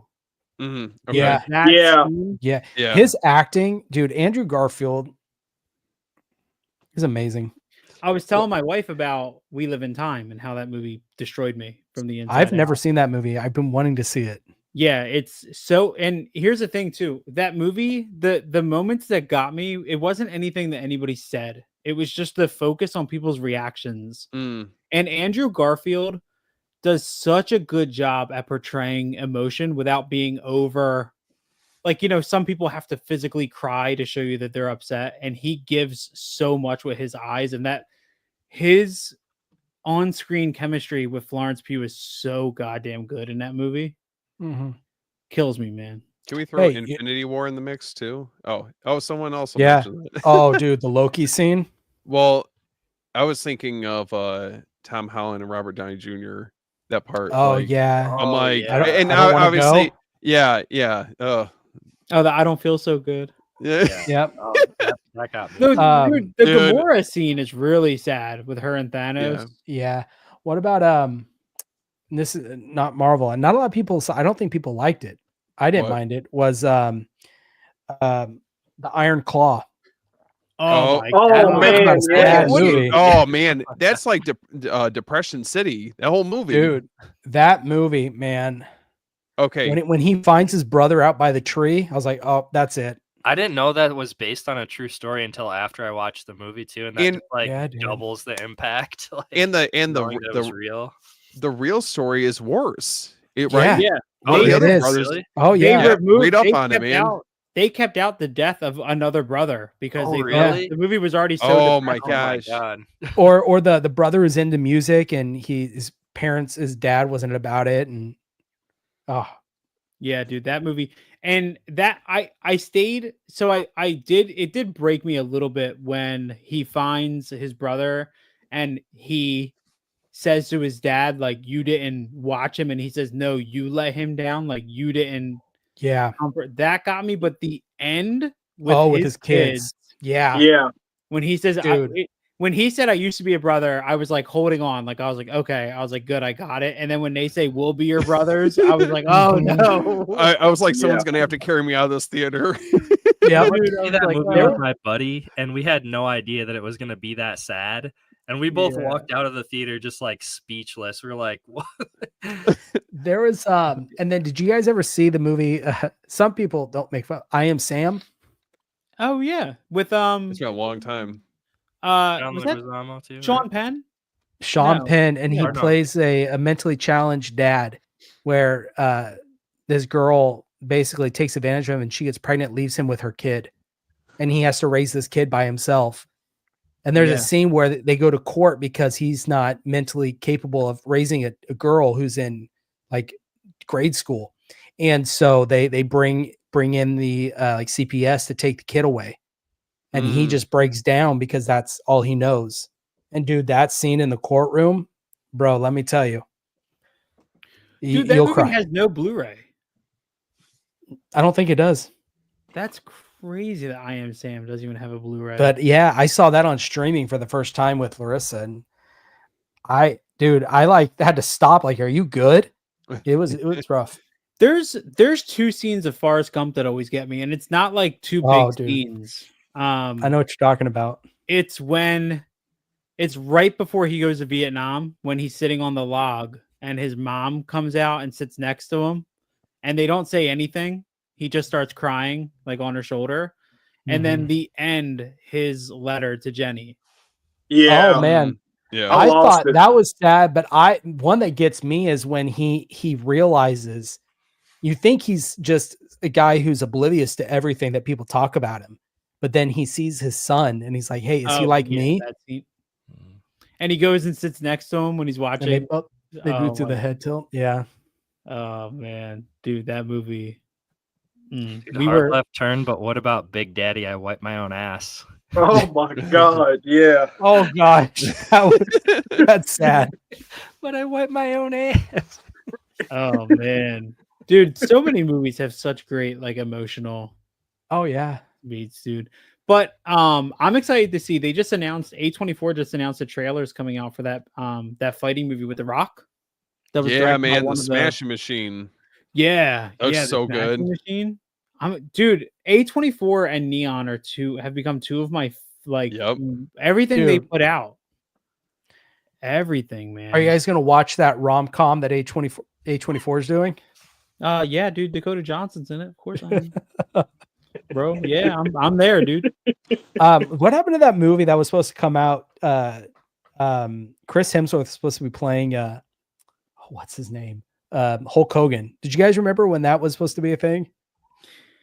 That and A24 announced the movie. Actually, Brian and I were talking about it. I don't know if he watched it yet. They like quietly released this movie called Parthenope. Yeah. There's I just sent it over to Brian. There was a 4K supposed to be coming out. Is it like a US one? No, it's an overseas one. Oh, he sent that to me. Yeah. Okay. Yeah, that one. I don't know why I don't know what happened in that movie. It's just kind of like that. The marketing on that, there was no marketing. I mean, I saw one trailer one time in a theater. Yeah, and the trailer was great. Like, it intrigued me. She looked great. Obviously, I think that's the main attraction to the movie. Of course, somebody commented on my Reanimator video, and they were like, "The head scene, though." I'm like, man, everybody's got to talk about the head scene. And here's my favorite part. I'm going to circle this back to Reanimator, way back to 2 hours ago when we talked about Reanimator. My favorite part is in Stuart Gordon's autobiography when he says the scene now known as the head giving head scene. When he acknowledges that in his book, I'm like, yes. Can't wait to see that in glorious 4K. Have you guys seen some of like the marketing that's rolling out for that movie Weapons from Zach Kreger? Well, I haven't heard that one yet. No, yeah, dude, man, you haven't seen anything about that? Dude, it looks awesome. What is it? The trailer, nobody knows. The trailer is just surveillance video I forget the exact time, but 2:17. At 2:17 in the morning, all the kids are seen running down the street and they all disappear. And it's the director of Barbarian. Yeah, man. Oh Oh, I know what you're talking about now. I have not seen that. It Weapons. looks awesome. Yeah, it's supposedly like an epic. Like it's really Josh Brolin's in it. It's got a really good cast. And they're doing like this old school viral marketing, kind of like Blair Witch Project, where the Weapons trailer brings you to a website. And on the website is a bunch of stuff circling the movie back to Barbarian. So they think this is like a universe. Oh, dude. I love the idea of this. Yeah. Just give me Barbarian on a physical release. That's all I want. Yes. I wonder if the odds of that have gone up, especially if this movie's getting ready to be rolled out in August. I wonder if, like, timing wise, maybe that could be more likely. Surprised. And what I don't get is Zach Kreger on Twitter, like a year and a half ago, said he recorded an audio commentary for a physical release of Barbarian, and then just never. Wow, that's so weird. Speaking of, did you guys ever see Warfare? Anybody see that movie? No, not yet. Oh, dude, I've heard Alex Garland. Dude, it is. It's that's a hard watch. Do you think that's going to get like an A24 physical release? Like, you think it's going to be like an A24 shop exclusive? I already pre-ordered on Amazon. Oh, it's already available? There's a pre-order. Yeah, I'll send it to you. There's a 4K coming out. I think it's just a slip, which is fine for you. But dude, like, we see a bunch of booklet, crazy gory movies and stuff. There's something about this one. There's no music throughout the entire movie. The way it opens and the way it opens up, I think is perfect. It's just, it's really awesome. And it's not really that it's like just an action war movie. It's more of like a psychological drama in a way of showing what these guys go through more than anything. So is it anything like Civil War? I think the best way I described is I think this is what Alex Garland wanted Civil War to be. Okay. That's what I took from it. And then I forget the guy's name, but there's the veteran, and he helped Alex Garland with this. And this is all stuff that he remembers. I mean, there's a shot, I'm not going to tell you, but there's a scene like about halfway through that will leave you speechless. And, you think about it through the rest of the movie. And it's kind of what sets off the second half of the film. Guys, it's awesome. The trailers kind of reminded me of Black Hawk Down, like the you know what I mean? Yeah, I can see that. And then Sinners. Has anybody seen Sinners yet? No, haven't seen it yet. Talk to someone about that movie. I think I was telling my wife that Friday I was going to go see Thunderbolts. Yeah, that looks good. She's like, she's like, you're going to see it without me? I'm like, wait, you haven't been interested in a Marvel movie since Endgame. She's like, yeah, but that one actually looks good. I'm like, okay. It does. It's all about the Red Guardian for that movie. I just heard good things, and I haven't seen Captain America yet, Brave New World. So. I did not hear good things about that. That was not good. I didn't like it. I watched, the other day I watched Captain America Winter Soldier. And I was like, God, that's like a perfect movie right there. One of the best for sure. These were so good. I'm like, how did that in Civil War? Mm-hmm. Dude, when Bucky when the Winter Soldier does the knife flip, so quickly and so dude, the action scenes, those city action scenes in Winter Soldier are so good, and they're brutal. It almost reminds me of the scene from Heat, like the gunfight. Yep. Like, yeah, dude. Like the sound effects and everything are like pretty good. I'm telling you, I just remember in the theater seeing the end shot of Captain America and Bucky fighting Iron Man. God. Dude, that is one of the greatest scenes. Where you see the three of them. Yes. Yeah. Yeah, dude. Civil War, up until Infinity War, Civil War was my favorite MCU movie. I don't know. That's arguably still my favorite. I think it's perfect. And I just like the one scene that I'll never forget, like how like the audience just erupted was when they do the cutaway to, I think they're showing on Queens for like the intro for like Spider-Man. And I just remember like the theater just went nuts when that happened. It was like, I don't know. It's just such a special moment when I look back on that movie. Well, or when Toby walks in on No Way Home. Yep. Yeah, but that was like, so I remember I remember going into No Way Home, and the moment that scene started with him opening up the portals, I was like, oh, somebody's gonna walk in. And then it was Toby, and I was like, okay. And I was like, and then they started doing it again when they were like, oh, wrong one. And I was like, oh, here comes Andrew Garfield. Yeah, well, but his line, dressing like a youth pastor, was the best line I think I've ever heard. When the mom, I love when is it the mom or the grandmom asked him to get the cobweb? Oh, yeah. In the corner, Andrew Garfield, and he climbs up and gets it, and he just hanging. Yeah, is Marissa Tomei the best Aunt May? Yes. By far. It goes her, and then the one from the original, like Tobey Maguire Spider-Man. By far. Happy was the lucky guy being able to date Marissa Tomei. Mm-hmm. Dude, talk about a scene that like fine wine, I swear. That gets you. You want to talk about a scene that gets you is that scene between him and Aunt May after the Green Goblin uses that's what I was talking about earlier, man. He had me all messed up. The lady in The Wrestler, right? Have you guys seen The Wrestler? Oh my god! Oh yeah, Mickey Rourke, The Wrestler. She's the stripper, right? Yeah, the lady. That's her, right? Mm-hmm. A friend of mine actually gifted me this. I've actually seen it before he gave it to me, but he didn't know this wouldn't play in this player, so he was like, "Here, have it, man." I was like, "Sweet." I've always loved this movie anyway. Yeah. Dude, that's great artwork. What the heck? I've never seen that before. Yeah.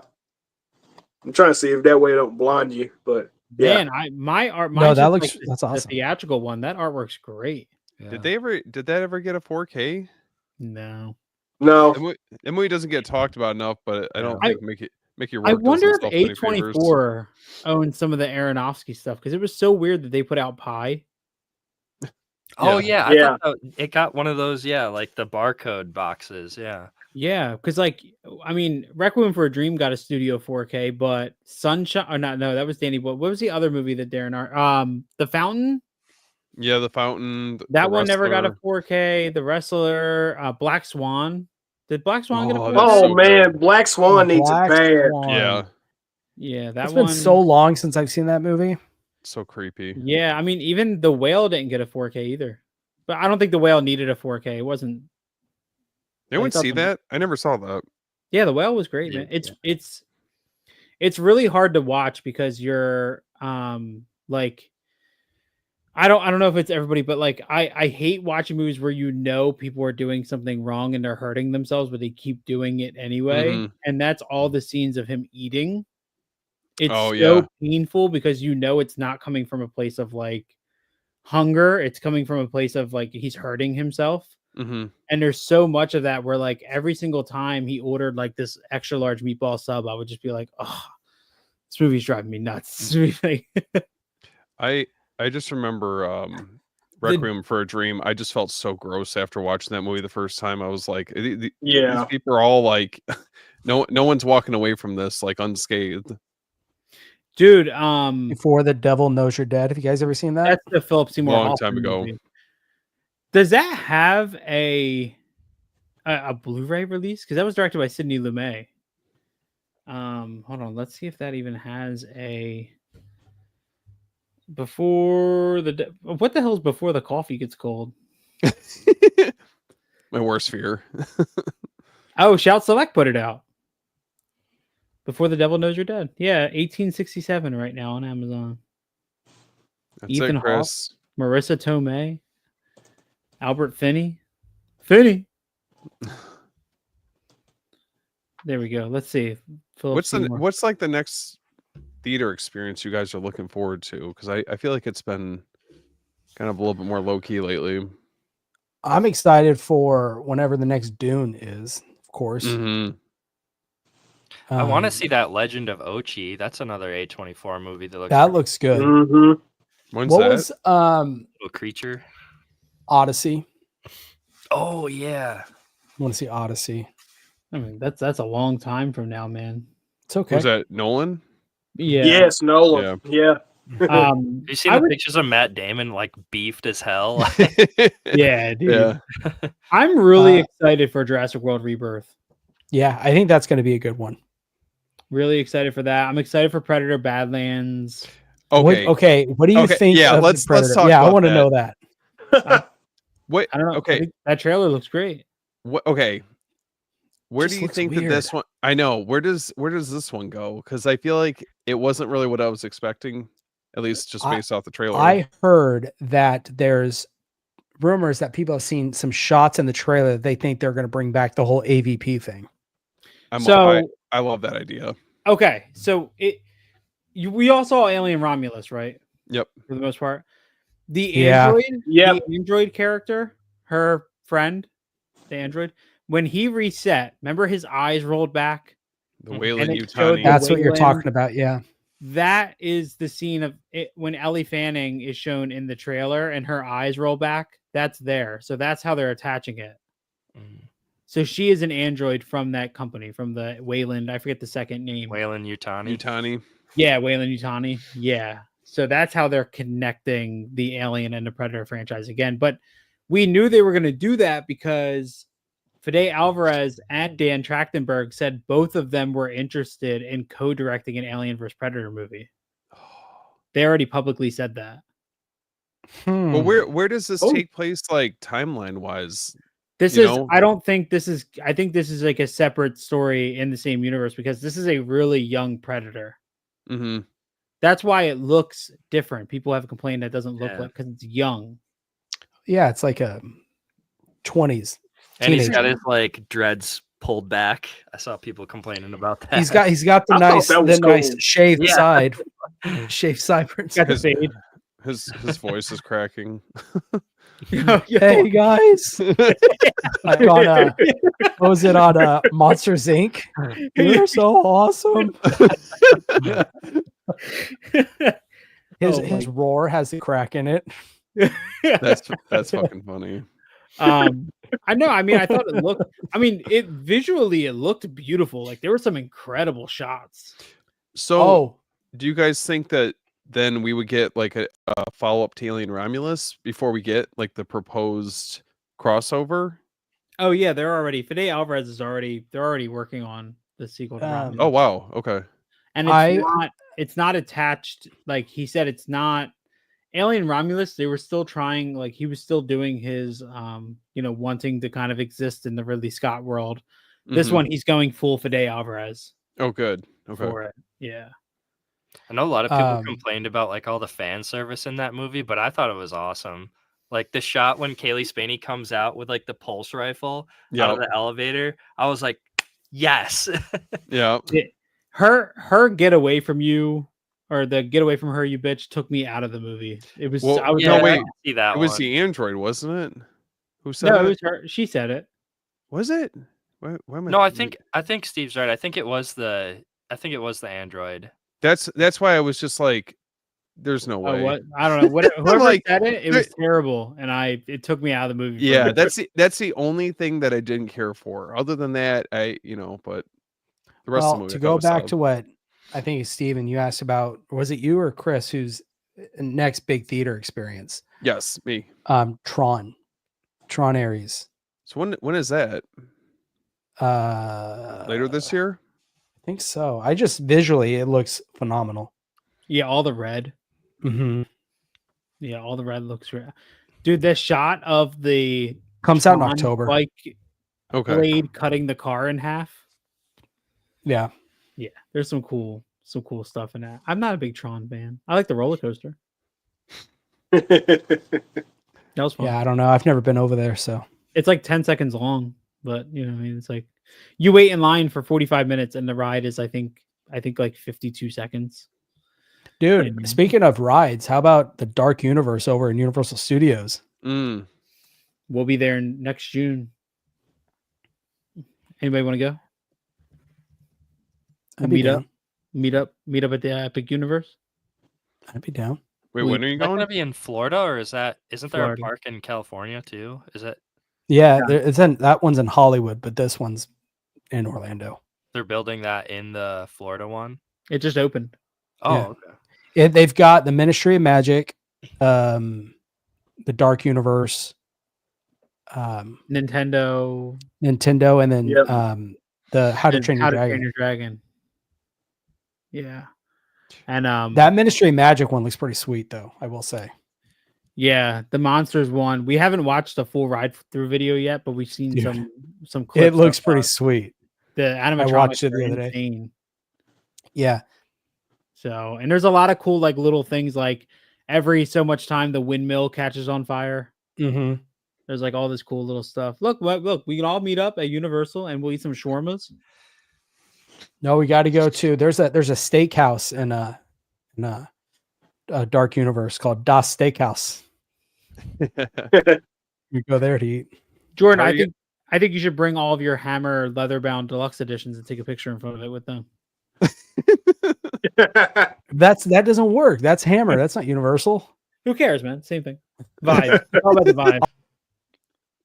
I'll bring all these. The Universal Steelbooks.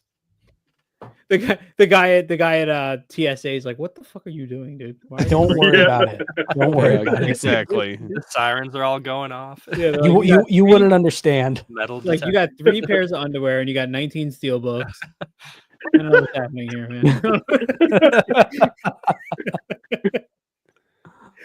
Oh my god, oh, man, I'm like ready for bed. Yeah, I got to sign off here in a sec. Yeah, we can go ahead and close it out. We'll carry this over to the chat. Oh wait, Brian said I'm across the street from Epic Universe right now. I hate Orlando. Y'all on y'all's own. That's fine. I'll go by myself. Unbelievable. I'll go with you. We'll just all do a big meetup. Yeah. Do a live stream. Brian will just be sitting grumpily outside waiting for us. Yeah. He's just staring at us through the window. through like the front gate. Yeah. We're all having a great time. Are you guys staying in that new hotel that they built? No, we're staying at the like the Carnival Cruise, the Motel 6 down nice. the street. I know it's The best Western. Stay safe, Chris. damn, bro. No, we stay at the All-Star, one of the 3 All-Star hotels. Okay, yeah. Yeah, they're nice because you have the bus, but Universal is not Disney, so you have to Uber there. Yeah. Which is a little bit of a pain in the ass. But that's all right, man. Dude, they make those Uber drivers make money, bro. Over there. Yeah. How much they charge? Dude, it cost us like $50 to get the Universal. It's like 3 miles away. I was like, dude, we could have rented an electric bike and like rode that over. Yeah. Because Disney, Jordan, have you ever been to Florida? Disney? No, we were supposed to go. We had our trip booked. We were going for like a week and a half. Mm. It was paid off. We were going to stay at the New Orleans, The French Quarter? the other one. Oh, okay. And it was going to be an anniversary trip, and then pandemic happened, so we canceled it and lost our money. New Orleans is awesome.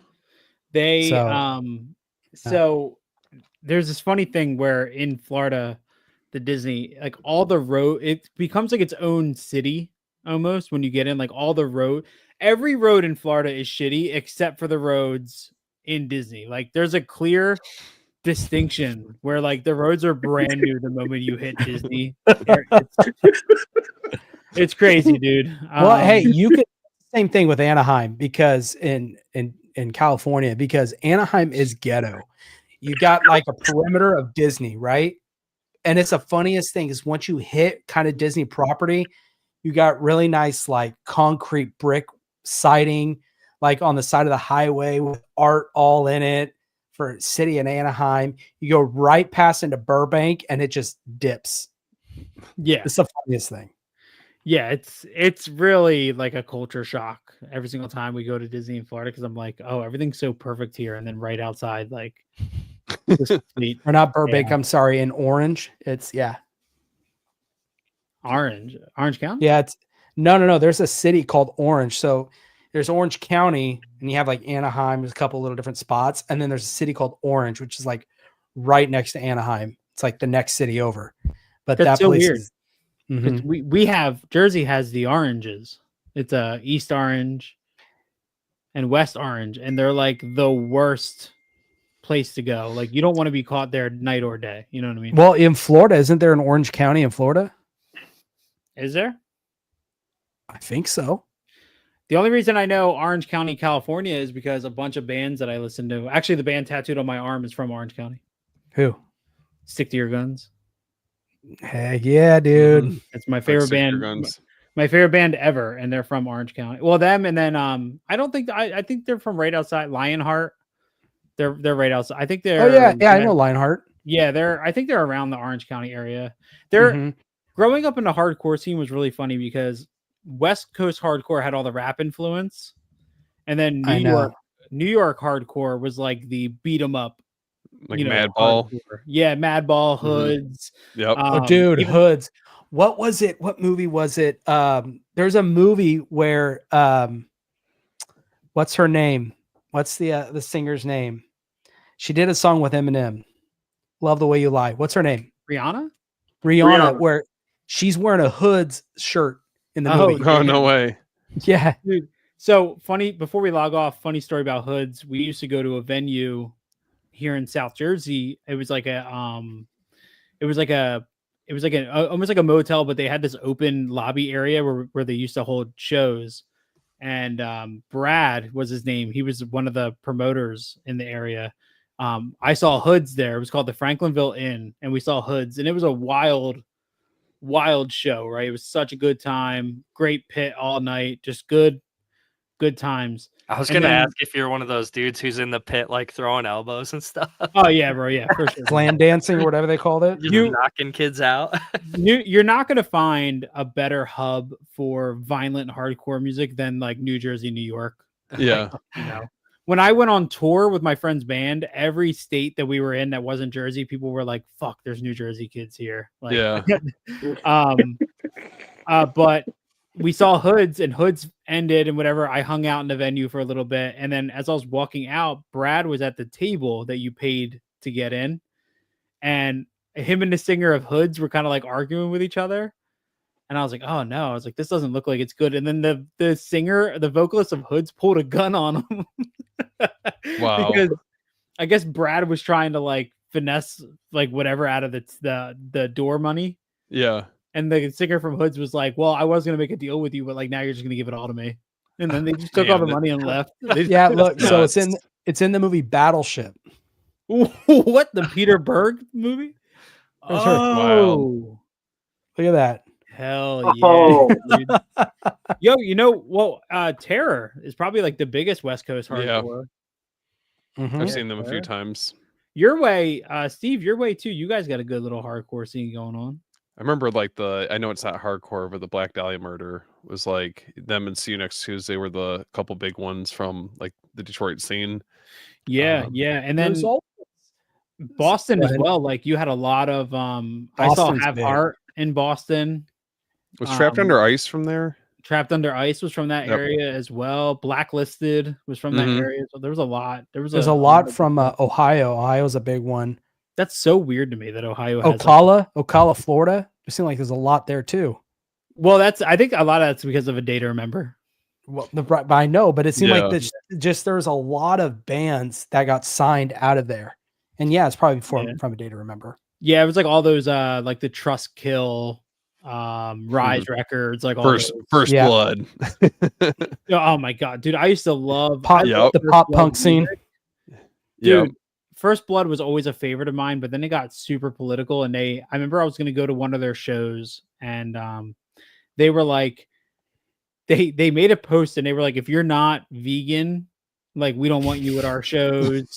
if you have family that are in the police, we don't want you at our shows. And I was like, well, I'm not vegan, and my brother's a cop. Yeah. Show up to their show with a ribeye in your plate and a blue flag shirt on, like exact and blue line flag. Yeah. Yeah. Here's the thing, like I don't get involved in it, but I was just like, I don't want to see a band who wants to treat their fans like this. No. Anyway, you know what I mean? Chris, I was telling you, I just saw Poison the Well in Glassjaw. Oh my god, it was such a good show because like I've seen Glassjaw before, but seeing Poison the Well like all these years later, I never in a million years thought that I would have that chance to see them, and that was totally worth the wait. Like for anyone out there who hasn't had a chance to see them, I highly recommend catching them while they're on tour. It's been so long since I've been to like a hardcore show. So much fun. I mean, it's kind of hardcore, but the last one I saw was August Burns Red. I went and saw them. Nice. Yeah, they're good. They live. did. What's that? They're great live. Yeah, they did. I forget which album it is, but it was an anniversary and they did the front to back. And that was awesome. It was the album that Composure's off of, Back Burner. Yes, that was that album. Messengers. It was called at the Ace of Spades in Sacramento. Did you guys get into the Acacia strain like that? Yeah. Yeah, dude, Car Bomb. Yep. I want to see them live again. That's like one of the few. AC 130. Yep. Yeah, well, and then I'm actually in for a brief second a job for a cowboy music video. Oh, no way. Oh, you got to tell me so I can look it up after this. They played at the First Unitarian Church in Philly, and nobody knew it was a music video shoot. So they gave away tickets for free. They were just like, just show up. So we were like, well, like we grew up right outside of Philly. So we were like, oh yeah, of course we're going to go see them. So we go, it turns out it's a music video shoot. And there's a brief, so cool. You can barely tell it's me. And I didn't even know it was me until somebody pointed out there's a brief moment where you see somebody do like a half-ass front flip off the stage. And it was me. Perfect. Yeah. I didn't do a full front flip. It was like and then I hit a bunch of people and that was it. That's hilarious. So, all right, guys. It's been real. Yep. See y'all later. All right, just want to see you. All right. Peace.